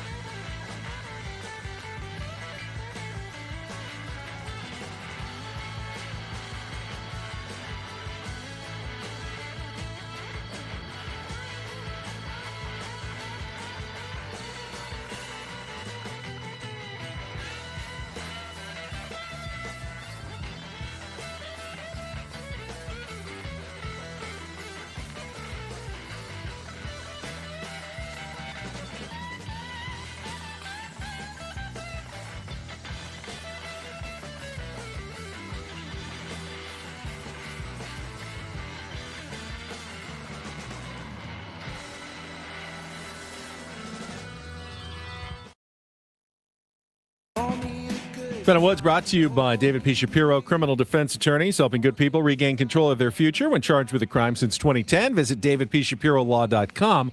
I've got to imagine this morning's SEALs news was sort of mixed for you, because had this happened a few years ago, it would have been very convenient for our old pal Woodsy.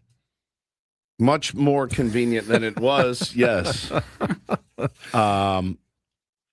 We heard the stories of you trying to fight through traffic on Friday nights to get down to Pechanga Arena to do the PA for the games. It was normally what I would do for a 7-10 ball drop.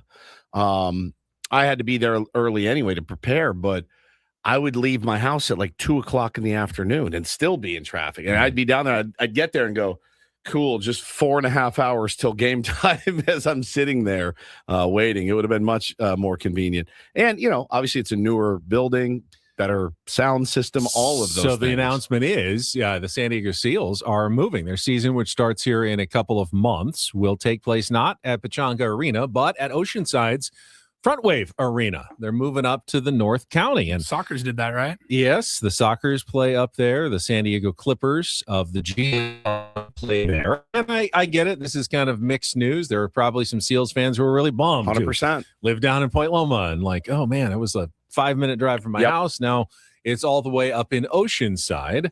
But I also feel like lacrosse in North County is pretty insane. Pretty big. It's like one of the biggest hotbeds on the West Coast of lacrosse, and they're going to be a lot closer on Friday and Saturday nights for games. And to talk just a little bit about it and catch up, someone we haven't chatted with in a while on our SDCCU fan hotline, head coach of the San Diego Seals, Patrick Merrill, is with us here on 97.3 The Fan. Coach, good morning.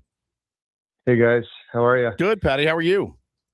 I'm doing well, thank you. I You know. guys having a good summer? Well, summer's over. The kids are back in school, so we can breathe a little easier around the Woods household right now. But I know, I'd heard this for years, potentially happening and going down.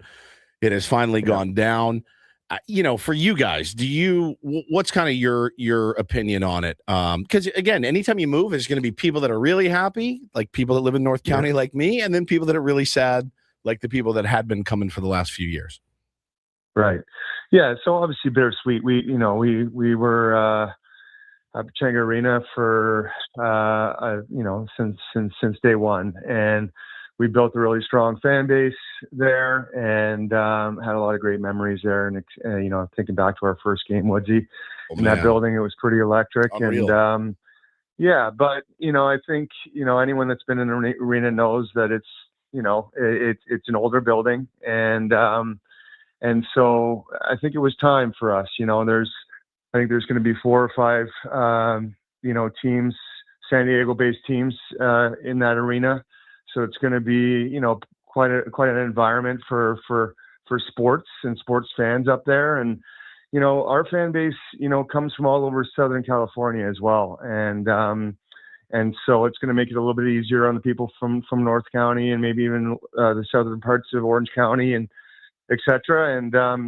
And we also have a lot of our players that live up there and building some youth programs up there as well. Lots of kids playing lacrosse. So it's really exciting for us. And, with a new building, it presents some different types of opportunities. I think we're going to get good chance to sell it out often up there. And if you've been in the building, it's more vertical, I guess, is the way to describe it. I had the pleasure of touring it yesterday, and so the fans are going to feel, it's going to be rocking in there. It's going to be really loud, but it's going to feel like the fans are kind of right on top of you, which I think is great and brings them closer to the action. And I think it is even better for us to feed off of as a team too. So. I think an already great kind of in-game experience is going to be taken to another level just with the newer building. Yeah, I like the arena. I've been there a few times for a few games, and it really is a more intimate venue. So I think people are going to enjoy it. Again, you just got to, bear with that drive to the North County. If you're from, just know we've been doing it the other way. Yeah, we've been going the other way for all years. these years. Yeah. You can head down up to the north, and it's not that far. It's like my beloved Goat Hill. It's just like another 1.5 miles east off of Oceanside Boulevard. If you haven't been to Front Wave Arena, what to expect this season, Patrick, for the Seals? Yeah, well, we came a little short last year and lost in the semifinals, and and we had I think a really good year. But most of the guys that we expect to return are returning. So we should have a really strong year again this year, and we're going to add some pieces too. So we got to take that next step in the playoffs and hopefully, put a banner in that new arena. I want to see it, and I hope Togerson calls in sick one night so I can come actually scream into the mic again. I was waiting for him to call in sick last year. I told Mike Grace, if just put me on the list. If he needs a fill-in from time to time, I'll come in and scream one out, Patty. But obviously wish you guys the best. It's going to be cool to see you guys in a new arena, for me especially, but for all of the guys too. It's just, I think it's great news, and I understand if people are upset. But like you said, it's been going the other way for years, but go kick some ass this year, man. We expect big things as usual. Thanks, fellas. Thanks. Appreciate it. Thanks, Patty. Love to the family. Take care. Patrick Merrill, head coach of the San Diego / Oceanside Seals. Just call them San Diego. This is going on our chat. Like the Dallas Cowboys play in Arlington. All right. And it's fair. The Niners do not play in San Francisco. right? So, I mean, it is San Diego County. There's San Diego County. San Diego Seals. San Diego Seals. All right, we'll take our last time out here when we come back. Had to laugh a little bit when you said it's not that far north. I mean, like it's pretty far north. If you're in Chula Vista, north or Ocean, it's literally as far north as you can go in San Diego. It's a bit of a drive. Less centrally located. But, is it worth it? I think it's a pretty fun night at the it's a blast at the arena. All right, we'll come back. Last time out when we return.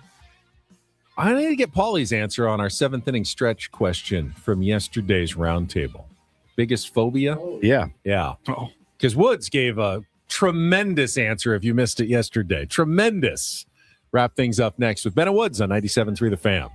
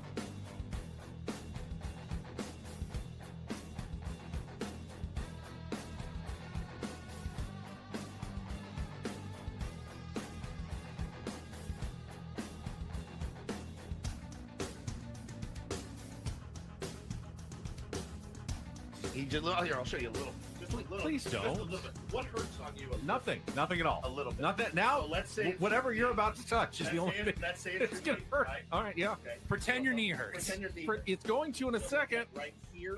Oh, that is not pleasant. Hey, player, this is all yours. This room with this view. This speakeasy with this cocktail. Hey, could you make that too? The spa with this. Ah. And this pool on this roof. This is all for you. The all-new Hamul Casino Resort, now open.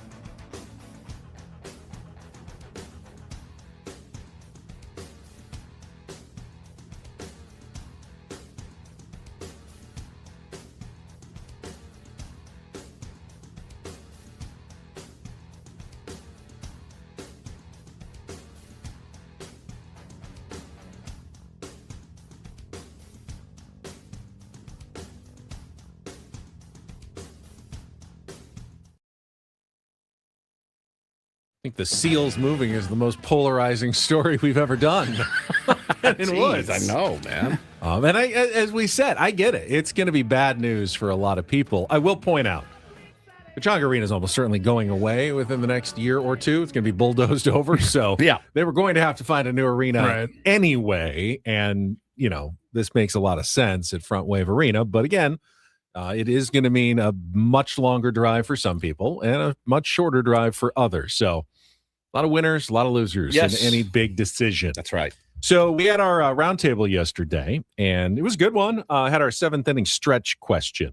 Asked everybody what their biggest phobia was. Mine, Paulie, was sudden drops, like the Tower of Terror or Guardians of the Galaxy ride. Like, pit in your stomach. I'm not afraid of the heights. I can go up to the top of something like a building gently. I don't mind the heights. What do but they the drop I don't like. What do we call that? Like an elevator ride to a skyscraper. I'm not going to get weak-kneed by seeing heights, but the drop always gets me. I hate the drop. What do we call that? Like when it happens in your like stomach, you feel it. It like feels like it's turning Like a over flip. or something. Yeah. Like, Stomach flip. I always would feel that like as a kid on if you really got going on like a swing, you kind of feel that when you're going down, you're like, whoa. Yeah. Like, I always kind of liked it though. So Woods' answer, though, I think floored everybody on the Soundspace stage. It's true one too. It's absolutely real. Chorophobia is mine. And it has a name. Chorophobia? Chorophobia.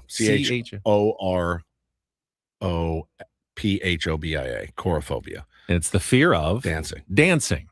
Oh, that's fantastic. Panicked about it. Like that's so good. I told the story on the roundtable, but my wife and I were in bed a couple weeks ago, and I looked at her and I go, "Have we ever danced, even a slow dance?" She goes, "No."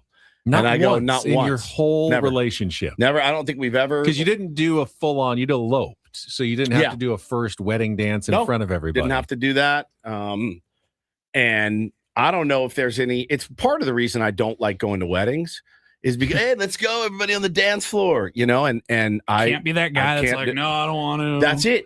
So I have to be that guy. Well, when I was younger, it was, I'll just go to the bar and drink 100 drinks instead. And now, you catch me out there, man. I am really, really, it skeeves me out to do it. So did I ever tell you, this is probably 20 years ago through Channel 10. I was asked to do a charity thing, raise money for a good cause. It was a Dancing with the Stars type competition. And I got paired with a professional dancer and had to go like 3 or 4 times. What was his name? Her name. Oh, her name. Choreograph like a dance that we did on stage at an event. How? I don't think there's any video. We of never it. heard 8 of this. years. I'm going to need you to. You have archives at a news station, right? I don't think there was video of it. BS. I don't Why would remember they- ever seeing. They're not This was doing a while this ago. without- This was like almost pre-social media. Do you remember your? I don't remember I remember how bad I was at it. Well, It was- all right. Give me that. What was the? Do you remember your partner? I don't remember her name. Was she attractive? Yeah. I mean, she was a professional dancer. She knew I mean, what I've she seen was some doing. I dancers did that- not. But I was so over my head. And, it was like a 3-minute routine where you had to do like the ballroom dancing thing. And it's not for me, but I was, someone roped me into it. It was for some sort of charitable cause. It would be my biggest fear.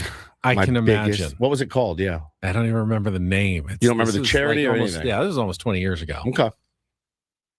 But you if anybody panicked? does, go ahead and refresh my memory. If anyone remembers being at the event, what it was called, if there is any video evidence Do you remember the of it, steps at all?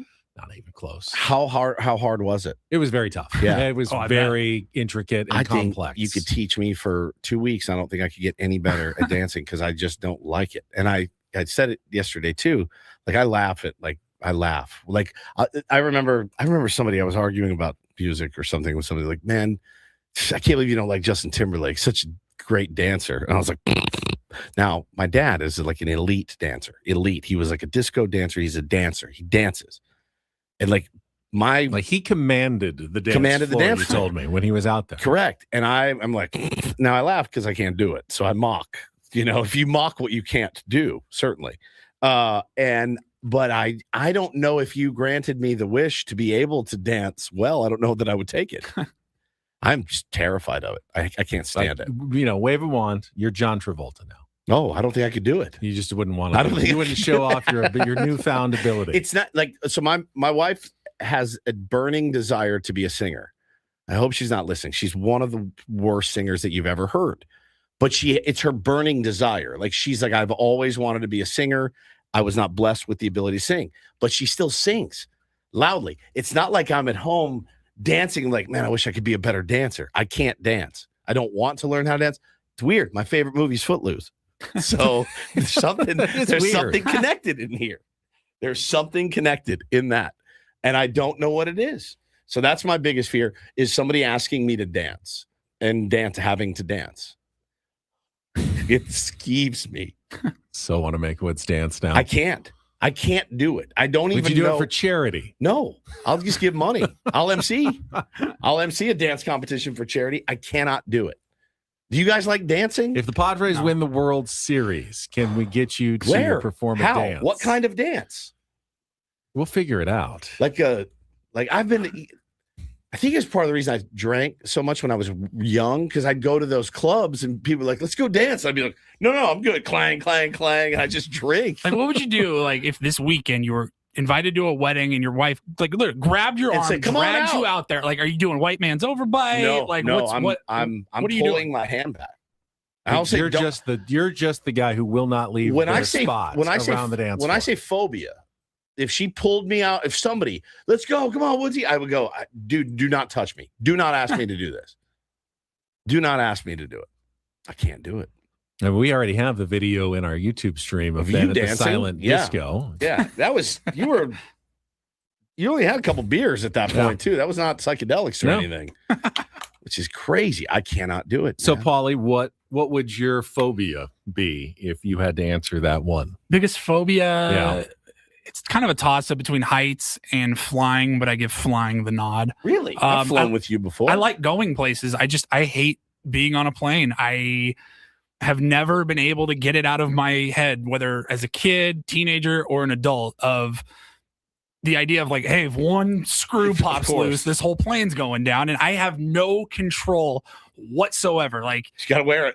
Yeah, I understand you could be driving through a green light and get T-boned, and you don't have a whole lot of control, but I still have the wheel in my hands. Like, I can still do something. I can swerve. I can step on the brake. You can't do anything. And like, if the air masks ever came down from a flight that I was on because of I would have a heart attack. I wouldn't need to be applied to me. I would die right there. If we had some big jolt and those masks pop down like they do in the movies, don't even bother. I mean, it does actually happen where cabin pressure is lost. Right. It's not even that major of an emergency. I understand that. Kill him though. If they come down, I will have a heart attack. Holy cow.